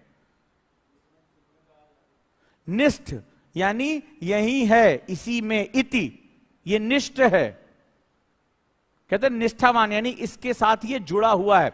इसका मतलब है मेरे पास जो 4 ऑप्शंस हैं उसमें एक पक्का सही है, एक पक्का सही है, इन्हीं 4 में से एक आंसर है। बेसिकली जो ऑब्जेक्टिविटी होती है, ऑब्जेक्टिव होना, ऑब्जेक्टिव का मतलब होता है भीड़ में संकेंद्रित होकर देखना, यानी आपके विस्तार से आपके केंद्रीकरण होना। जैसे मैग्नीफाइंग ग्लास देखा है, तो सूर्य की किरणों को समेट के क्या कर देता है, एक बिंदु पे लेकर आता है। तो ऑब्जेक्टिविटी कहता है कि आपने जो चीजें पढ़ी हैं, जो संकल्पनाएं, कॉन्सेप्ट समझे हैं, उसमें से सही तथ्यों की तुम जांच पड़ताल कर सकते हो या नहीं कर सकते हो। एक्चुअली में अगर मैं तुमसे कहूं, इसका मतलब होता है रीजनिंग एबिलिटी, रीजनिंग एबिलिटी। ये कोई हल्की फुल्की बात नहीं, प्री है, एमसीक्यू है, ऑब्जेक्टिव है। रीजनिंग एबिलिटी का मतलब क्या होता है? किसी भी बुद्धिमान इंसान के लिए, बड़े ध्यान से समझना, किसी भी बुद्धिमान इंसान के लिए जो बुद्धि का पहला सेगमेंट है, बुद्धि का पहला सेगमेंट क्या होता है? रीजनिंग होना। रीजनिंग का मतलब होता है उसके कारण कथन प्रभाव के बारे में जानकारी। रीजनिंग क्या कहता है कि क्या कारण है, एनालिटिकल माइंड होना चाहिए, और क्या प्रभाव है। What is the reason, what is the effect? Reason effect है। तो ये क्या है? ये रीजनिंग माइंड है। रीजनिंग माइंड मतलब है सोचने की शक्ति का आगे प्रसार होना। तो मैं बार बार रीजनिंग की बात कर, रीजनिंग का मतलब होता है सामने दिए गए फैक्ट्स में से अपने काम का फैक्ट चुन लेना, ये रीजनिंग होता है। This is known as reasoning. तो ये यूपीएससी प्रीलिम्स का जो एग्जाम है वो कुछ और नहीं है, रीजनिंग है। हाल ही में साइंटिस्ट ने यह किया, इस कथन पर विचार करिए। फॉलोइंग दीज सेंटेंसेस 1 2 3 4 ऐसे क्वेश्चन आते हैं। महात्मा गांधी के आंदोलन पे निम्नलिखित कथन पे विचार करिए। Follow the statement 1 2 3 4। उसके हम 4 अलग कि महात्मा गांधी ने ऐसा किया, महात्मा गांधी का इन्होंने सहयोग किया, इसका ये प्रभाव रहा, उस समय का जो है वाइसराय या जो गवर्नर जनरल था वो ऐसे ऐसे काम कर रहा था। आपने 4 बातें वहां पे कर दी। उसमें से आपसे कह रहा है कि इसमें से सही बात कौन सी है। तो रीजनिंग क्या होता है? रीजनिंग हमें एक ओवरऑल पिक्चर देख के अपनी चीज को चुनने की ताकत देता है। रीजनिंग का यह प्रभाव होता है। और माना जाता है, दुनिया भर के दार्शनिक ये कहते हैं कि इंसान को ज्ञान प्राप्त करने के लिए, नॉलेज, विजडम अटेन करने के लिए उसका रीजनिंग माइंड होना बहुत जरूरी है। क्यों? क्योंकि रीजनिंग माइंड से ही वो न्यू नॉलेज, वर्ड लिख लो इसको, न्यू नॉलेज को एक्वायर कर सकता है। बड़े ध्यान से लिखना, आज तुम्हें पता चलेगा तुम्हें प्रीलिम्स के बारे में ही नहीं पता था और तुम पूरे टाइम प्रीलिम्स तैयारी कर रहे हैं, प्रीलिम्स की तैयारी कर रहे हैं, तो तुम्हारे सामने किताबें रख दी जाती, नोट्स रख दिया, तुम अभी उसको यूटिलाइज ही नहीं कर पाते। तो न्यू नॉलेज का होना, अब न्यू नॉलेज का होना क्यों जरूरी है ये समझो। मैंने अभी इससे पहले बताया नेचर ऑफ एग्जाम। मेरी बातों को लिखते जाओ, इस पर आपको घर जाकर आज ऐसे लिखना है। मैंने जो पढ़ाया उसमें मुझे एक विस्तार चाहिए, आपकी थिंकिंग चाहिए, क्योंकि यही है रीजनिंग का मतलब होता है थिंकिंग एबिलिटी की शुरुआत। थिंकिंग क्या है? थिंकिंग, विचार करने की शक्ति। तो विचार करने की शक्ति, पावर ऑफ थिंकिंग। क्यों? अब जरा इसको सुनो ध्यान से। नेचर ऑफ द एग्जाम क्या कहता है? यूपीएससी तुम्हारा सिलेक्शन किसके लिए करेगा? ऑफिसर्स, ऑल इंडिया लेवल, यही है। आप अधिकारी बनोगे या कुछ और बनोगे? ये तो कंफर्म है ना, अधिकारी बनने के लिए। अधिकारी के सामने ये अधिकारी क्या, कौन सा होता है? लोक सेवक होता है, पब्लिक सर्वेंट होता है। क्या होता है? लोक सेवक।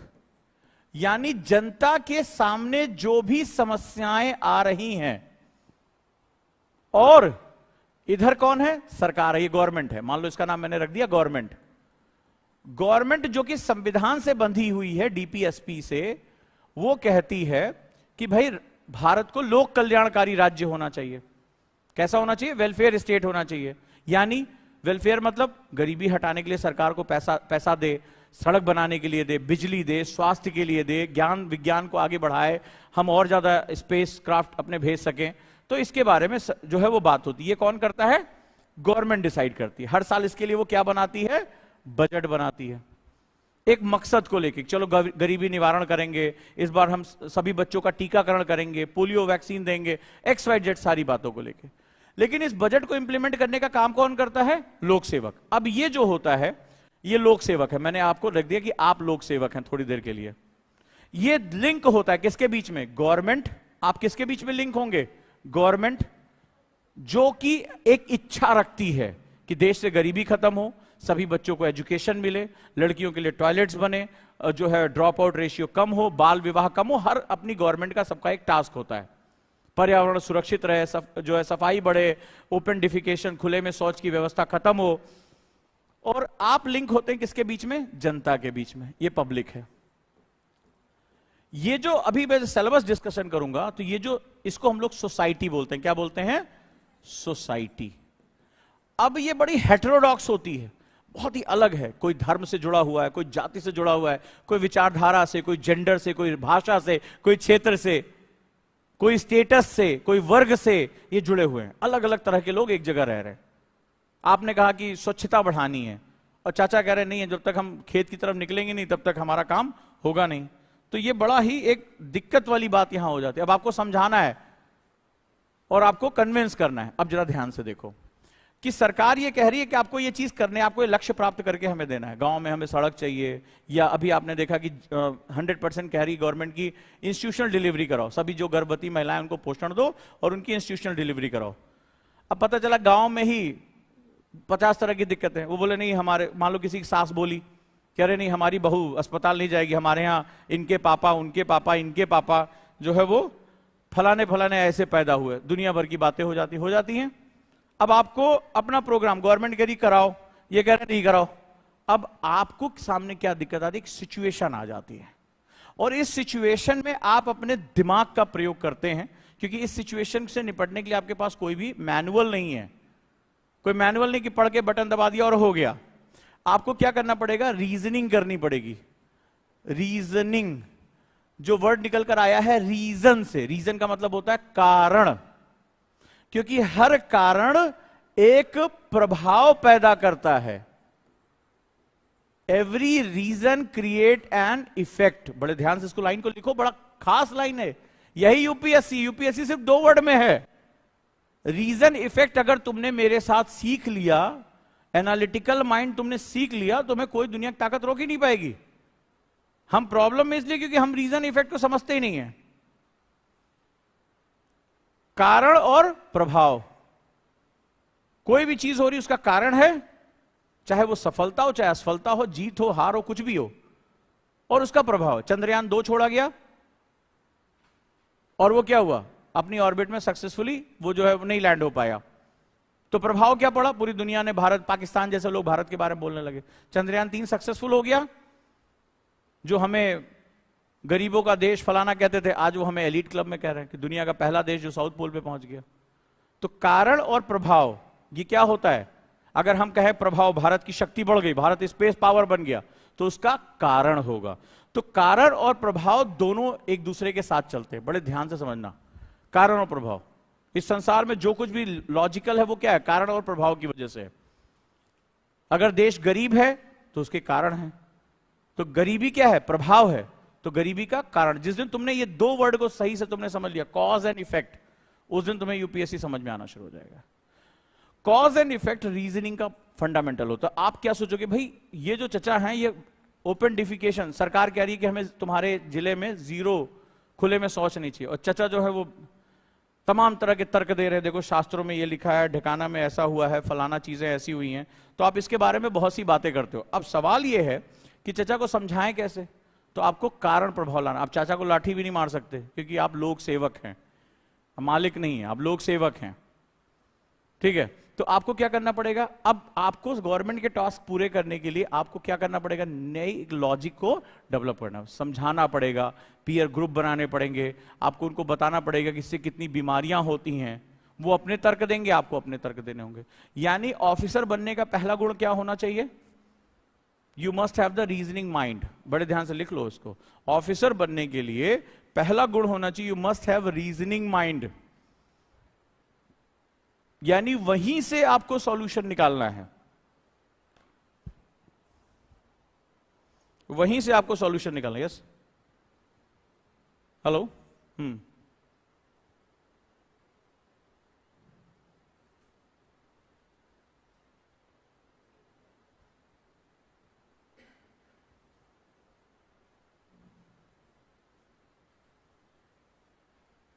ठीक है, मैं बात करता हूं अभी क्लास से निकल गया।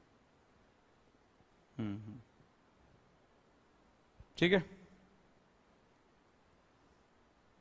तो ये आपको समझना पड़ेगा कि कारण और प्रभाव क्या चीज होती है, ठीक है। तो आपकी पहली शर्त मानना जा रहा है कि आपके पास रीजनिंग माइंड होना चाहिए, क्योंकि आपको सिचुएशन को एनालिसिस करके क्या करना है, सॉल्यूशन निकालना या क्राइसिस मैनेजमेंट करना है। और ऑफिसर्स को ये बहुत करना पड़ता है, पूरी लाइफ में ये काम करते रहना पड़ता है।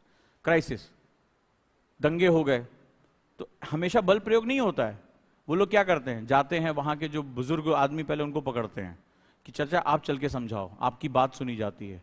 तो हर तरीके से, जहां लाठी चलानी होती है वहां लाठी चलाते हैं, जहां बातचीत करनी होती है वहां बातचीत करते हैं, जहां शांति प्रक्रिया अपनानी होती है वहां शांति प्रक्रिया अपनाते हैं, कौन सी धारा लगाई जाएगी, क्या किया जाएगा, वो सारी चीजें वो मैनेज करते हैं। तो रीजनिंग माइंड सबसे इंपॉर्टेंट। तो इस एग्जाम का जो पहला नेचर है वो क्या है, आपका रीजनिंग माइंड चेक करना। और ये क्या है, स्क्रीनिंग है, इसके मार्क्स जोड़े नहीं जाते हैं, इसमें सिर्फ ये देखा जाता है प्रीलिम्स में कौन इस एग्जाम में आगे जाने योग्य है या नहीं है। प्रीलिम्स के मार्क्स आपके जोड़े नहीं जाते फाइनल मार्क्स में, ये सिर्फ कट ऑफ है। तो वो किस लिए, ताकि ये देखा जाए कि आप सीरियस कैंडिडेट हो या नहीं हो। अब आ जाओ मुख्य परीक्षा पर, मेंस पे। मेंस क्या है, what is the mains, pre समझ में आया, ये सिर्फ एमसीक्यू नहीं है, ये आपका कैरेक्टर है। तो अगर आप आज से जब पढ़ना शुरू करें, तो अगर आप रीजनिंग माइंड के हैं, तो जब मैं सिलेबस एनालिसिस कराऊंगा तो उसका मकसद क्या है, आपका रीजनिंग माइंड चेक करना। ये सिलेबस हम लोग रट लेते हैं, सिलेबस रटना नहीं है, मैं चाहता तो आज उठाता और सिलेबस पढ़ाना, बहुत से लोग कह रहे होंगे सिलेबस नहीं पढ़ा रहे हैं, फलाना नहीं कर रहे हैं। जरूरत ही नहीं है इसकी तुम्हें। सबसे पहले जानो तो मुझे पढ़ना क्यों है और पढ़ने का मेरा मकसद क्या है। अब जब तुम कॉज एंड इफेक्ट के साथ पढ़ोगे सिलेबस, तब तुम्हें समझ में आएगा कि ये चीज जो पढ़ाई जा रही है, इसमें कहीं नहीं लिखा है कि हम महिला सशक्तिकरण पढ़ने जा रहे हैं तो महिला सशक्तिकरण के प्रभाव क्या क्या होंगे। अब तुम ऑटोमेटिकली, अगर तुमने आज मेरी इस पॉइंट को लिखा कि अब से जो हमें पढ़ना है कॉज एंड इफेक्ट के साथ पढ़ना है, अपने आप तुम ढूंढना शुरू कर दोगे।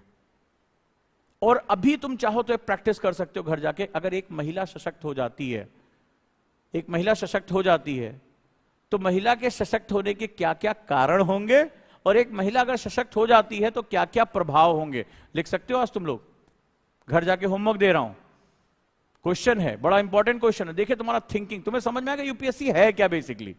और तुम जो समझ रहे थे वो उससे डिमांड सप्लाई अलग है। तुम राशन की दुकान पे जूता ढूंढ रहे थे, सही दुकान पे पहुंचो। तो कॉज एंड इफेक्ट, एक महिला के सशक्त होने के क्या क्या कारण हो सकते हैं। वुमेन को इंपावर करना है, कैसे तुम इंपावर करोगे, कारण मतलब उसके कैसे तुम उसकी प्रक्रिया को स्थापित कर सकते हो, और उसके क्या क्या अगर एक महिला, एक वुमेन जो है इंपावर हो गई, इफेक्ट्स क्या क्या होंगे। जैसे फॉर एग्जांपल एक पढ़ी लिखी महिला है, मान लो महिला को तुमने पढ़ा दिया, तो निश्चित रूप से उसके बच्चे की एजुकेशन बहुत अच्छी हो सकती है। वो अपने बच्चे की एजुकेशन के साथ साथ बच्चे की हेल्थ को लेकर भी कंसर्न हो सकती है, क्योंकि मां से ज्यादा अपने बच्चे की हेल्थ की देखभाल और कोई नहीं कर सकता। तो उसके हेल्थ को लेकर सबसे, और अगर मां इस चीज को अवेयर है तो इसका मतलब बच्चा के स्वास्थ्य क्या हो जाएगा, अच्छा हो जाएगा। डेमोग्राफिक डिविडेंड का तुम्हें लाभ मिलना शुरू हो जाएगा। क्लियर है। तो पहली चीज तो ये हो गई। और सोचो, तो अगर सोचोगे, अब मैंने कहा सोचो, तो यूपीएससी में जब रीजनिंग आ जाती तो फिर अगला स्टेप होता है सोचना।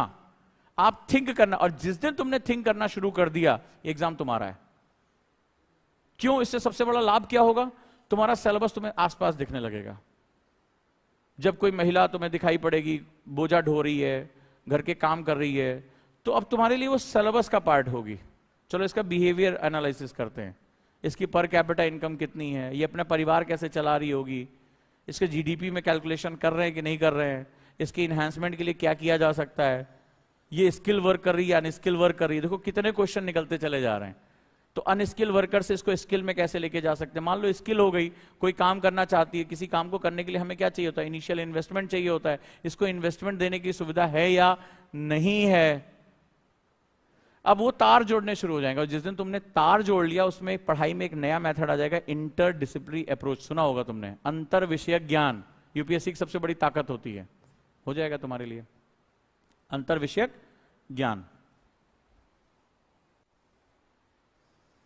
अब आ जाए मेंस क्या होता है। मेंस डिसिप्लिन है।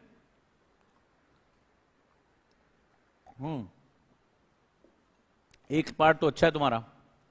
मेंस और क्या है, मुख्य परीक्षा। सुना है कि नहीं सुना इससे पहले, 1750 नंबर का होता है। हाँ, व्हाट इज मेंस एग्जाम, अपना ज्ञान विचार व्यक्त करना। मान लो तुम्हारा कुछ भी विचार है तो व्यक्त कर दोगे उसमें। चलो, डिसीजन लेना। आप बताओ, मेंस परीक्षा तुम ही बताओ।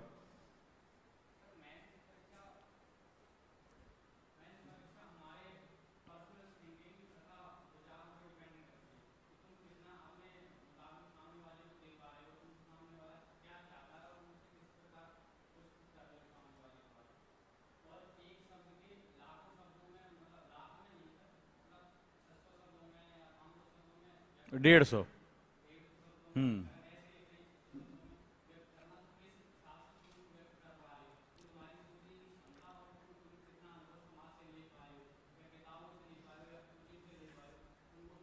चलो इसको और थोड़ा एलिब्रेट, कोई और जवाब देना चाहेगा। गर्ल्स एकदम चुपचाप बैठी हुई हैं।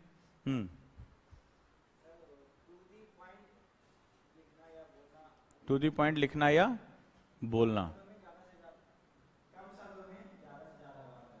कम शब्दों में ज्यादा से ज्यादा बात करना।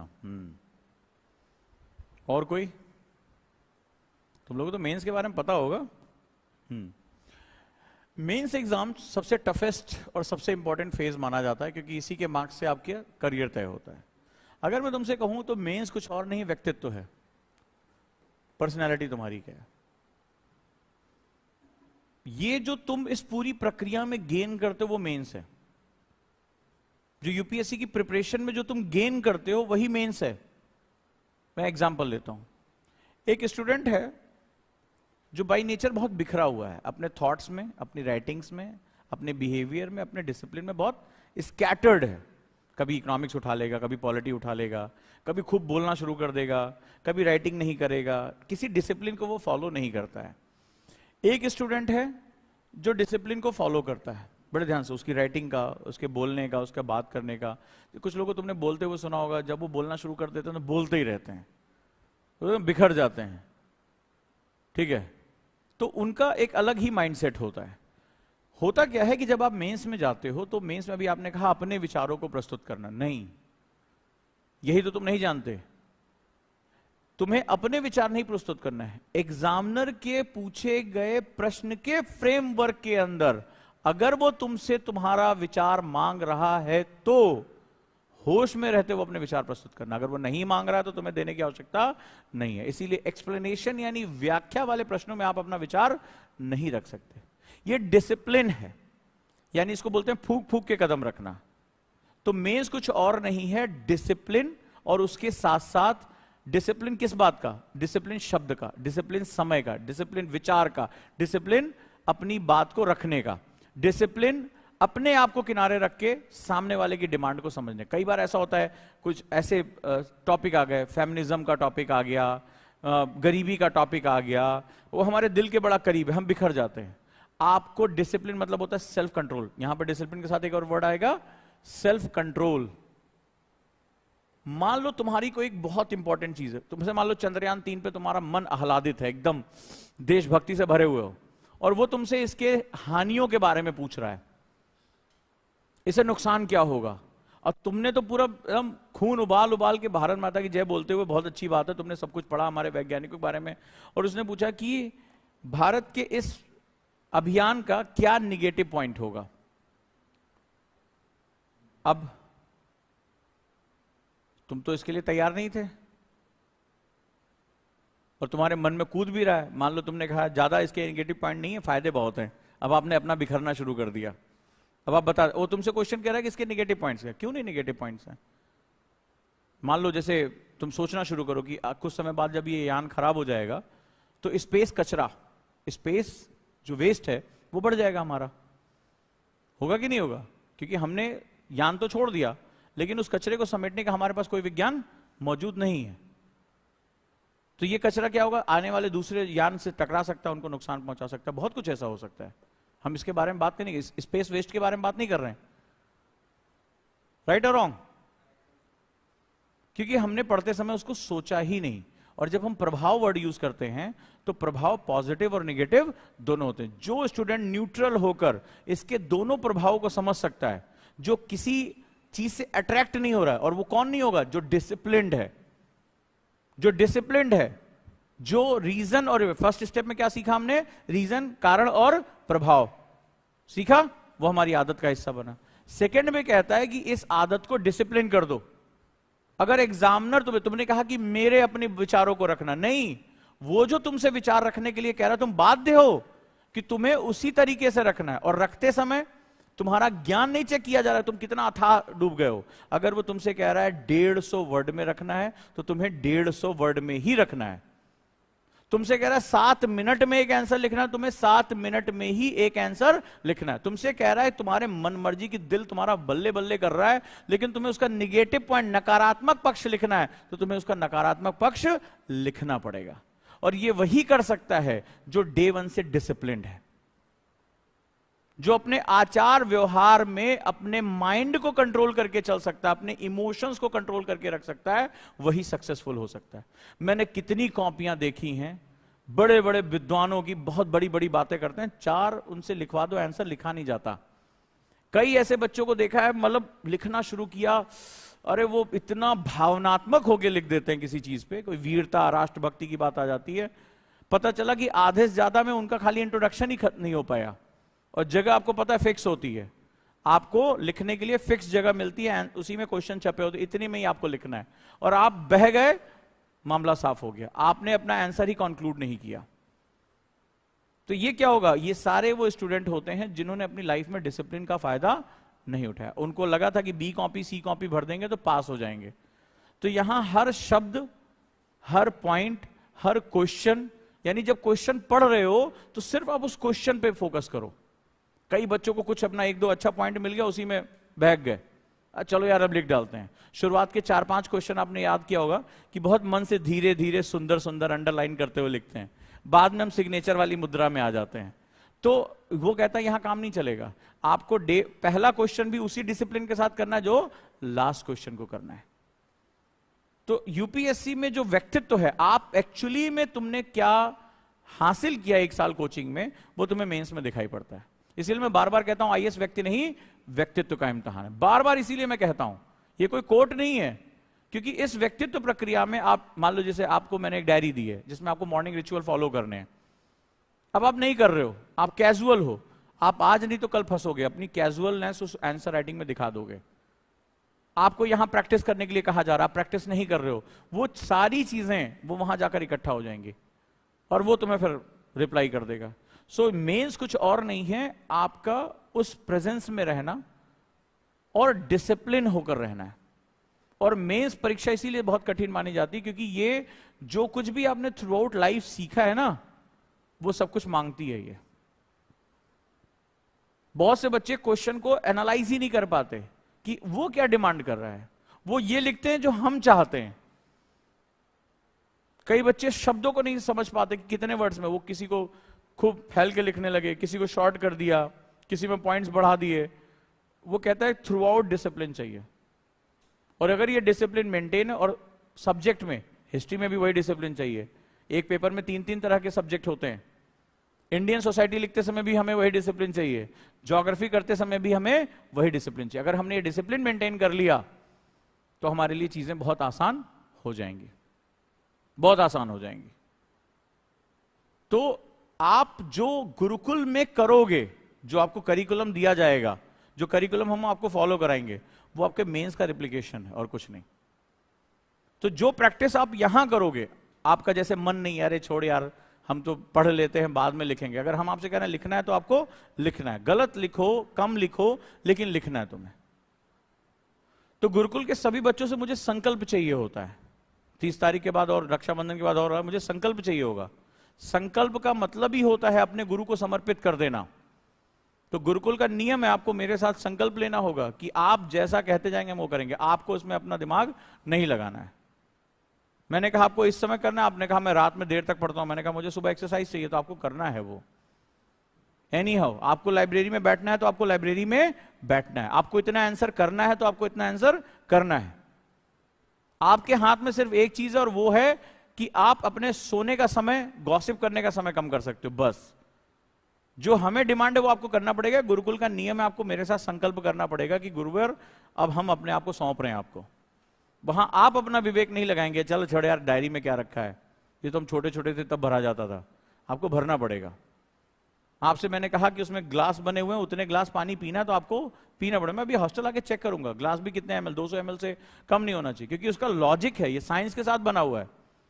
आपको क्या पता चल रहा है, आपका दुश्मन कहीं नहीं है, आपके अंदर बैठा हुआ है। आज तक आप जितनी लड़ाइयां हारे हैं अपनी वजह से हारे हैं। आपको नहीं पता ये आपकी बॉडी में जब पानी कम होता है तो मसल्स के ऊपर क्या फर्क पड़ता है, ब्रेन के ऊपर क्या फर्क पड़ता है। आपको यहां पर पानी की बोतल लानी पड़ेगी, आपको एक डब्बे में भीगा हुआ बादाम और अखरोट लाना पड़ेगा, हर ब्रेक में आप उसको चबा के पानी पीना पड़ेगा। आपको ओमेगा 3 फैटी एसिड, जिसे ब्रेन फूड कहा जाता है, वो लेकर आना पड़ेगा। प्लास्टिक का एक डब्बा खरीदेंगे, बैग में आप रखेंगे। ब्रेक हुआ, आपने थोड़ा सा 2-3 बादाम, 2-3 अखरोट फांक लिया, अच्छे से चबाया, पानी पी लिया। आपको ब्रीदिंग करनी पड़ेगी हर क्लास में, ताकि बीटा ब्रेन वेव्स को अल्फा में कन्वर्ट कर सके। सफलता के नियम बड़े नहीं, बहुत छोटे छोटे हैं। सफलता स्टेप बाय स्टेप चलने का नाम है। तो ये गुरुकुल में आपको करना पड़ेगा, और मैं उम्मीद करता हूं हम में से बहुत से लोगों को ये सब चीजें नहीं बताई गई होंगी। ओमेगा 3 फैटी एसिड कैसे काम करता है, पानी कैसे आपके लिए काम करता है, कैसे देर तक बीटा ब्रेन वेव्स को अल्फा में कैसे कन्वर्ट करते हैं, प्रीलिम्स में रीजनिंग कैसे डेवलप करते हैं, मेंस का डिसिप्लिन कैसे डेवलप करते हैं। मुझे उम्मीद है कि इससे पहले आपसे इस बारे में किसी ने बात नहीं की होगी, लेकिन गुरुकुल में ये बातें की जाएंगी और आपको ये फॉलो करना पड़ेगा। मेमोरी शब्द को आपने अपने ब्रेन से जोड़ा होगा, मैं मसल्स मेमोरी की बात करता हूं। आप में से बहुत सी लोगों को बहुत सी आदतें होंगी, इतने बजे खाने की, इतने बजे जो है वो ब्रश करने की, इतने बजे। मैं पढ़ने की आदत की बात करता हूं कि बॉडी को पढ़ने की आदत पड़ जाए, कि नहीं पढ़े तो कुछ छूट रहा है, कुछ मिसिंग है। जिस दिन तुम्हारे अंदर ये आदत आ गई, सफलता अपने आप भाग कर आएगी। सक्सेस कुछ और नहीं, ऑटोमेटिक प्रोसेस है। अगर आप एक पर्टिकुलर प्रोसेस फॉलो कर लेते हैं तो सक्सेस अपने आप मिल जाएगी। लेकिन सबसे पहले तुम्हें क्या करना पड़ेगा? सबसे पहले गुरुकुल जो है वो हैबिट फॉर्मेशन का नाम है। आपने जिंदगी में एक्सरसाइज नहीं की, यहां करना पड़ेगा। आपने सुबह उठ के मेडिटेशन नहीं किया, यहां करना पड़ेगा। और हर चीज का आप मुझसे क्वेश्चन पूछो कि ये साइंटिफिक क्यों है, आप इसको साइंस क्यों कहते हो, मैं आपको लॉजिक बताऊंगा, रेफरेंस दे दूंगा, आपको खुद मन करे पढ़िए आप। और ये चीज आपको फॉलो करनी पड़ेगी। अगर आप दिन में सोते हैं तो आपको छोड़ना पड़ेगा। पावर नैप सिखाऊंगा, योग निद्रा सिखाऊंगा, ब्रेक्स में कैसे खुद को रिचार्ज करते हैं, अपने बॉडी का लैक्टिक एसिड कैसे तोड़ते हैं। तुम्हारी पढ़ाई के दुश्मन कभी बाहर थे ही नहीं, सब कोई तुम्हारे अंदर। तुम्हें पता ही नहीं कि 45 मिनट बाद तुम्हारे दिमाग के साथ क्या होता है। फिर तुम कहते हो मुझे थकान हो रही, मेरा दिमाग भटक रहा है, फोकस नहीं हो रहा है।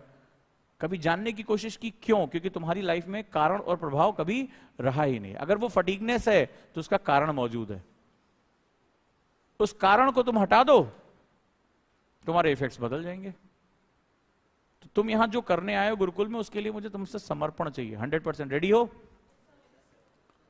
बोल रहे हो तो समझ लेना, तैयार हो? तैयार हो? मैं एक संकल्प दिलाऊंगा, और जो इस संकल्प से पीछे गया, तो तुम्हें पता है ना, गुरु संकल्प से जब आप पीछे जाते हो तो तुम उपनयन संस्कारों को तोड़ते हो। प्राचीन भारत में यह विद्या थी, यानी तुम मनुष्य के जन्म से हटकर पशु जन्म में प्रवेश कर जाते हो। फिर पशुओं के साथ जो होता है वो तो जानते ही हो फिर तुम, राइट?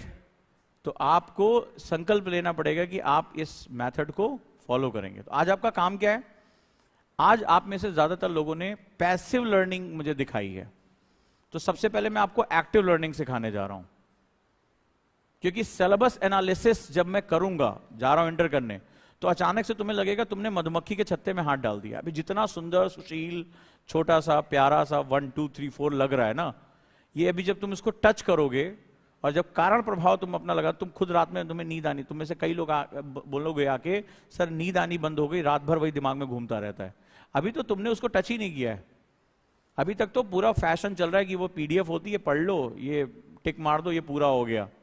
उसको खोलो तो एक बार, डिकोड तो करो, उसको रीजनिंग में लेकर तो जाओ। आज तुम्हारे लिए होमवर्क दिया है, आज तुम कारण और प्रभाव खाली तुम महिला सशक्तिकरण पे निकाल दो। तो सोचो कि अगर मैं चारों पेपर के साथ ये ऐसा करने लगूंगा तो कहां तक जाएगा ये। लेकिन उससे पहले मुझे आपकी कुछ तैयारी चाहिए, और आप सभी के सभी पैसिव लर्निंग कर रहे हो, और ये बहुत गलत है। क्योंकि 15 मिनट बाद अगर ये फोन को थोड़ी देर यूज ना करो तो इसकी स्क्रीन क्या हो जाती है? लॉक हो जाती। क्यों लॉक हो जाती है? क्यों लॉक हो जाती है? क्यों? बैटरी सेव करने के लिए। यही होता है ना, इसका फंक्शन यही होता है ना, बैटरी सेव करने के लिए स्क्रीन की लाइट वाइट सब अपने आप बंद हो जाती है। यही होता है ना पावर लॉक उसका होने का, यही होता है। हमारा ब्रेन बहुत आलसी है, वो बहुत ज्यादा एनर्जी सेव करना, क्योंकि सबसे ज्यादा एनर्जी इसी को चाहिए होती है। तो जैसे ही आप अपनी ये जो आइडल बॉडी लेके चल रहे हो ना, इसको जैसे ही मिलता है, कभी देखना 12-15 मिनट बाद ही आपको स्लीप मोड में डाल देता है। आपकी आंखें खुली होंगी लेकिन आप एक सोती हुई अवस्था में चले जाते हो। आपकी बॉडी एनर्जी, उसको समझ में आ जाता है कोई एक्टिविटी नहीं हो रही, कोई मसल मूवमेंट नहीं हो रही है, इसको पावर सेविंग मोड में डाल दो। तो आपकी आंखें खुली हैं, मुझे सुन रहे हो, लेकिन आप उसको डिकोड नहीं कर पा रहे हो। इसीलिए मैं पैसिव स्टडी का बहुत विरोध करता हूं। तो मेरी क्लास में मुझे 2 कॉपियां चाहिए। एक कॉपी वर्टिकल यूज होगी और एक कॉपी हॉरिजॉन्टल यूज होगी। ठीक है, हॉरिजॉन्टल आपको रखना पड़ेगा, क्षैतिज। व्हाइट पेपर का यूज करोगे तो ज्यादा अच्छा रहेगा मेरे लिए। 2 कॉपियां एक साथ चलेंगी। एक कॉपी नोट्स कॉपी होगी और दूसरी डिस्कशन कॉपी होगी। यूपीएससी में अगर आपको चीजों को क्रैक करना है तो आपको डिस्कशन पे बहुत फोकस करना पड़ेगा। यूपीएससी की जो सबसे बड़ी पावर होती है वो डिस्कशन होती है, क्योंकि डिस्कशन क्या करते हैं, एक इंफॉर्मेशन को दूसरी इंफॉर्मेशन से लिंक करता है। और एग्जाम कौन सा है? तो मैं समझ में आ गया, रीजनिंग का एग्जाम है ये। आज तो क्लियर हो गया। तो रीजनिंग के लिए तुम्हें इंफॉर्मेशन को क्या करना पड़ेगा, लिंक करना पड़ता है। क्योंकि रीजनिंग कैसे किया जाता है, मान लो एक शार्लॉक होम्स का नाम सुना होगा या किसी जासूसी कहानी को सुना होगा, रीजनिंग वही होता है। अच्छा ये पैरों के निशान हैं तो ऐसे अंदर आ रहे हैं, तो आदमी क्या सोचता है कि मतलब चोर इसी दरवाजे से आया होगा, कातिल इधर से आया होगा। अच्छा कोई सामान टूटा फूटा है तो वो क्या पुलिस वाला कहता है, इसका मतलब यहाँ स्ट्रगल हुआ होगा, कोई युद्ध, देखा होगा आप लोगों ने पिक्चरों उच्चरों में। अच्छा सामान निकला हुआ है, इसका मतलब चोरी हुई है, नहीं निकला हुआ है, घर में कोई चोरी नहीं हुई है, यानी कि ये जो मर्डर किया गया है या जो भी हुआ है ये किसी दूसरे पर्पज से हुआ है। तो पुलिस वाले क्या होते हैं, रीजनिंग करते हैं। कभी आप पढ़ना कोई भी क्रिमिनल स्टोरीज, तो ठीक है, अच्छा दरवाजा तोड़ा नहीं गया, इसका मतलब है घर का ही कोई मेंबर है या जिसके पास चाबी रहती हो या पहले से आता जाता रहा होगा, क्योंकि दरवाजा अंदर से खोला गया, यानी जो कत्ल करने वाला है परिचित है। अनजान आदमी के लिए आप दरवाजा नहीं खोलते, ऐसे सुना होगा ना आपने, पढ़ा भी होगा, कई रियल स्टोरीज भी हैं। तो फिर क्या करती है पुलिस, लिस्ट करती है कौन कौन करीबी है, कौन कौन आया गया, फिंगरप्रिंट्स कहां होंगे। तो इसका मतलब फिर क्या होता है, 4 लोगों से इन्वेस्टिगेशन होती है और एक को कातिल पकड़ लिया जाता है। ऐसे ही होता है, ज्यादातर केसेस में ऐसे होता है। इसको रीजनिंग बोलते हैं। तो रीजनिंग के लिए क्या होता है, आपके जो साक्ष्य हैं वो जूते के निशान, दरवाजा अंदर से खुला गया, तोड़ा नहीं गया है, इसका मतलब है परिचित रहा होगा तभी तो आपने दरवाजा खोला, वो यहां बैठा था, चाय कॉफी पी गई थी, इसका मतलब बातचीत पहले हुई है, फिर किसी बात पे झगड़ा हुआ, फिर कौन कौन ऐसा रहा होगा, तो ये रीजनिंग होती है। तो आपको इसके लिए क्या करना पड़ेगा, अपने फैक्ट्स को तैयार रखना पड़ेगा। तो when you have the reasoning mind, चीजें आपके लिए बहुत आसान हो जाएंगी। तो डिस्कशन इसमें बहुत मदद करता है। डिस्कशन ही यूपीएससी की जान है। तो डिस्कशन कॉपी, जैसे इससे पहले के 2 बैच हैं, वो डिस्कशन की कॉपी उसकी जाके देखो हॉस्टल में भरी पड़ी है, और वो पूरी पूरी क्लास के डिस्कशन को एक पेज में ले आते हैं।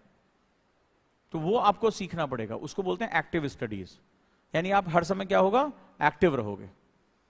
फिर देखो पढ़ाई का मजा, आपने कभी इस तरह से पढ़ाई नहीं की होगी, तो गुरुकुल में सबसे पहले मैं आपको यही सिखाऊंगा। रेडी? तो चलिए अब मैं मेंटर्स को भेजता हूं।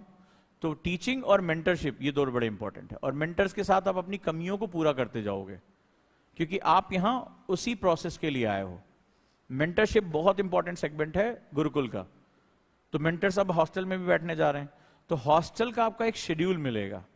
ये मत समझना कि यहां से छूट गए और घर जाके आराम से बैठ गए, कुछ भी कर लिया। आप अपने कमरे में उस दौरान नहीं रहोगे। अगर मेरी विजिट हो गई और मुझे कमरे में आप दिख गए तो फिर आपके लिए भारी मुसीबत है। उस दौरान जो हमने स्लॉट दिया, भी आपको एक टाइम टेबल मिलेगा, उस दौरान आप पूरी तरीके से कहां रहोगे, हॉस्टल के अंदर रहोगे, ठीक है, और लाइब्रेरी में रहोगे। लाइब्रेरी में मेंटर बैठेगा, वो आपको डेली टास्क देगा, इतने टॉपिक आपको कवर करने हैं, वो आपको हर हालत में कवर करने, तभी आप खाना खाने के लिए जा सकोगे, ठीक है। तो गुरुकुल में खाना मिलता नहीं है, खाना अर्न करना पड़ता है। तो बहुत अच्छा खासा टाइम टेबल है। अभी अपना दिल थोड़ा सा मजबूत कर लो, फिर वो टाइम टेबल तुम्हें मिलने जा रहा है, ठीक है। तो दिल मजबूत कर लो। अभी हम चाह नहीं रहे कि पहले दिन तुम्हें झटका लग जाए, थोड़ा अपने सीनियर्स को देख लिया होगा। और अब चूंकि सेंट्रलाइज लाइब्रेरी हमारी बन गई है, तो हम लाइब्रेरी के घंटे भी बढ़ाने वाले हैं। तो आप सिर्फ अपने कमरे में 1 घंटा डिस्कशन के लिए जाएंगे, आंसर राइटिंग के लिए जाएंगे, उसका लाइट्स ऑफ और सो जाइए, ठीक है। तो कल मैं आपसे डिस्कशन करूंगा इस डायरी के बारे में। ये डायरी आपकी जिंदगी की सबसे अनमोल चीज है। इस डायरी पर आपको बहुत ज्यादा काम करना है। और एक्टिव स्टडी पे बात करूंगा, कैसे आप पैसिव स्टडी से एक्टिव स्टडी में एंटर कर सकते हैं, ठीक है। फिर हम सिलेबस एनालिसिस पे आएंगे। तो आज हमने क्या क्या सीखा, आज जो भी सीखा, मुझे इस पर आपसे आर्टिकल चाहिए। आपकी कॉपी पे पूरे प्रोसेस, अब मैंने जो जो वर्ड यूज किए हैं, आप सबसे पहले आज घर जाकर चेक करो कि आपकी रिटेंशन कैपेबिलिटीज क्या है। मैंने आपको क्या बताया, एबिलिटी। तो जब हम एबिलिटी वर्ड की बात करते हैं तो गुरु शिष्य की पहले की मौजूद क्षमता देखता है, अभी तुम कहां हो। तो आज जो भी मैंने इतनी देर मैंने नॉन स्टॉप बात की है, बहुत से लॉजिक डेवलप किए हैं, तो इस दौरान जो भी स्टूडेंट, आज मेरी क्लास जब मैंने जहां से शुरू किया है और जहां से मैंने इसको खत्म किया है, इसका पूरा का पूरा मुझे स्टेप बाय स्टेप आर्टिकल चाहिए, कोई भी स्टेप मिस किए बिना, ठीक है। एक बात से मैंने दूसरी बात कैसे निकाली, तीसरी बात कैसे निकाली, मुझे पूरा चाहिए। और अगर आप नहीं कर पाते हैं तो आप किसी से पूछेंगे नहीं क्या हुआ था। आपको मैं बताऊंगा कि हमारी 5 तरह की मेमोरीज होती हैं। एनएलपी क्लास है ये, और मुझसे कभी झूठ मत बोलना, क्योंकि मैं बॉडी लैंग्वेज एक्सपर्ट हूं। अपने सीनियर बैच से पूछना कि बस आंख में देखा और बता देता कि आदमी झूठ बोल रहा है, सच बोल रहा है, तो मुझसे कभी मत कुछ छुपाना। छुपा ही नहीं पाओगे। एनएलपी बहुत पावरफुल होता है। न्यूरो लिंग्विस्टिक प्रोग्रामिंग बहुत ही हाई साइंस है जो हमारी एजुकेशन में नहीं है। गुरुकुल एक ऐसा, जो गुरुकुल का पूरा कॉन्सेप्ट ही वो एनएलपी का कॉन्सेप्ट है। When you realise your mind power, आप अपनी दिमागी शक्ति को जगा लेते हो। हमारे जीवन में दो ही, सफलता और असफलता, तुमने दो शब्द सुने होंगे। एनएलपी सफलता और असफलता के बारे में बात नहीं करता। एनएलपी कहता है either you control by the mind, either you control the mind. या तो आप दिमाग के द्वारा नियंत्रित किए जा रहे हो या आप दिमाग को नियंत्रित कर रहे हो। Both are the habits. तो एनएलपी सफलता असफलता को नहीं जानता है। There is no such thing success और failure in NLP. When you control your mind तो आप सक्सेसफुल हो। अगर आपका आपके दिमाग पे कंट्रोल है तो आपका भूख, आपकी थकान, आपका दिमाग भटकना, इमोशंस, सब कुछ कहां पैदा होते हैं? सब यहीं पैदा होते हैं। अगर आपने अपने दिमाग को कंट्रोल करना सीख लिया तो आपको भूख भी नहीं लगेगी। गुरुकुल में जो बच्चे आए थे, कितना हाहाकार मचा हुआ था। पहले 1.5 हफ्ते में बहुत परेशान था। ऐसे ऐसे फरमाइशें, ऐसी ऐसी चीजें कि ऐसा लगा आज ही बाउंड्री कूद के भाग जाएंगे। लेकिन अभी क्या हुआ, वो सिस्टमाइज होकर काम करने। जैसे अभी उसको नींद आ रही थी, उसने जमाई ली। ऐसे मुझे पहली क्लास याद है, वो लड़की आज बहुत एक्टिव है, उसने जो 7-8 जमाई ले ली थी। अब ये ऑक्सीजन की कमी है, ये वही स्लीपिंग, इनका दिमाग कह रहा है, ये लिख नहीं रहे हैं तो इनका दिमाग इनसे क्या कह रहा है कि तुम स्लीपिंग मोड में चले जाओ। और जब मेरे जैसा खूंखार टीचर सामने खड़ा हुआ है, जो आई कांटेक्ट करके बात करता है, जो कई तरह से देखता है, मैं अपने कानों से भी देखता हूं, मेरी फोटोग्राफिक मेमोरी है, तो उसके सामने, और सोचो जब क्लास शुरू हो जाएगी तब कितना सोओगे। तो ये सिम्टम्स बहुत खतरनाक होते हैं। यहां हर एक चीज पर यही ध्यान दिया जाएगा और मैं तुम्हें लॉजिक बताऊंगा कि किस वजह से तुम्हें ऐसा हुआ। तो एनएलपी दो चीज जानता है, या तो तुम दिमाग के द्वारा कंट्रोल हो जाओगे, तुम्हारा दिमाग जब तुम पे कंट्रोल करेगा, अरे यार चल यार बोरियत हो रही है, बोर हो गए हैं, थक गए हैं, सो जाते हैं, आराम चाहिए, दिमाग भटक रहा है, ओवर थिंकिंग हो रही है, इमोशनल प्रॉब्लम आ रही है, फिजिकल प्रॉब्लम आ रही है। ये कब होता है? जब आप दिमाग के द्वारा कंट्रोल किए जाते हो। तो तब दिमाग आपको कंट्रोल करता है तो डोपामाइन रिलीज करता है। Everything is science. और फिर जो डोपामाइन जब रिलीज करना शुरू करे तो आपको हर वो चीज पसंद आने लगती है जिसमें प्लेजर हो, जिसमें खुशी आपको मिल रही हो। फिर वो सही और गलत नहीं जानता है। और इसका जितना अधिक लेवल हो, जैसे कोई ड्रग्स लेने लगता है, सिगरेट पीने लगता है, एक पर्टिकुलर टाइम के बाद उसको शराब की तलब हो जाती है, तो वो सारी चीजें, गेम्स खेलना, फोन की तलब, ये सब डोपामाइन है। वो पर्टिकुलर टाइम इंटरवल के बाद तुम्हारे दिमाग में घंटी बजाता है, मुझे ये चीज चाहिए, फिर आप उसकी तरफ भागते हो। फिर ये जब धीरे धीरे और स्ट्रांग हो जाता है, फिर आप एडिक्ट हो जाते हो। फिर आपको वापस लाना बहुत मुश्किल, वो चेन से बांध के जो रिहैब में ले जाते हैं ना, वो स्थिति हो जाती है। तो दो ही कंडीशन इस संसार में, जीत हार, सफलता असफलता, दो ही लोग तय करते हैं। One who control their mind, वो जो अपने दिमाग को कंट्रोल करते हैं, वो सारी सिचुएशन उनके हाथ में होती है। भगवत गीता में इसी को स्थिर प्रज्ञ कहा गया है। अगर आप श्लोक पढ़ेंगे, वो जो न खुशी में खुश हो न दुख में दुखी, उसको स्थिर प्रज्ञ कहा गया है।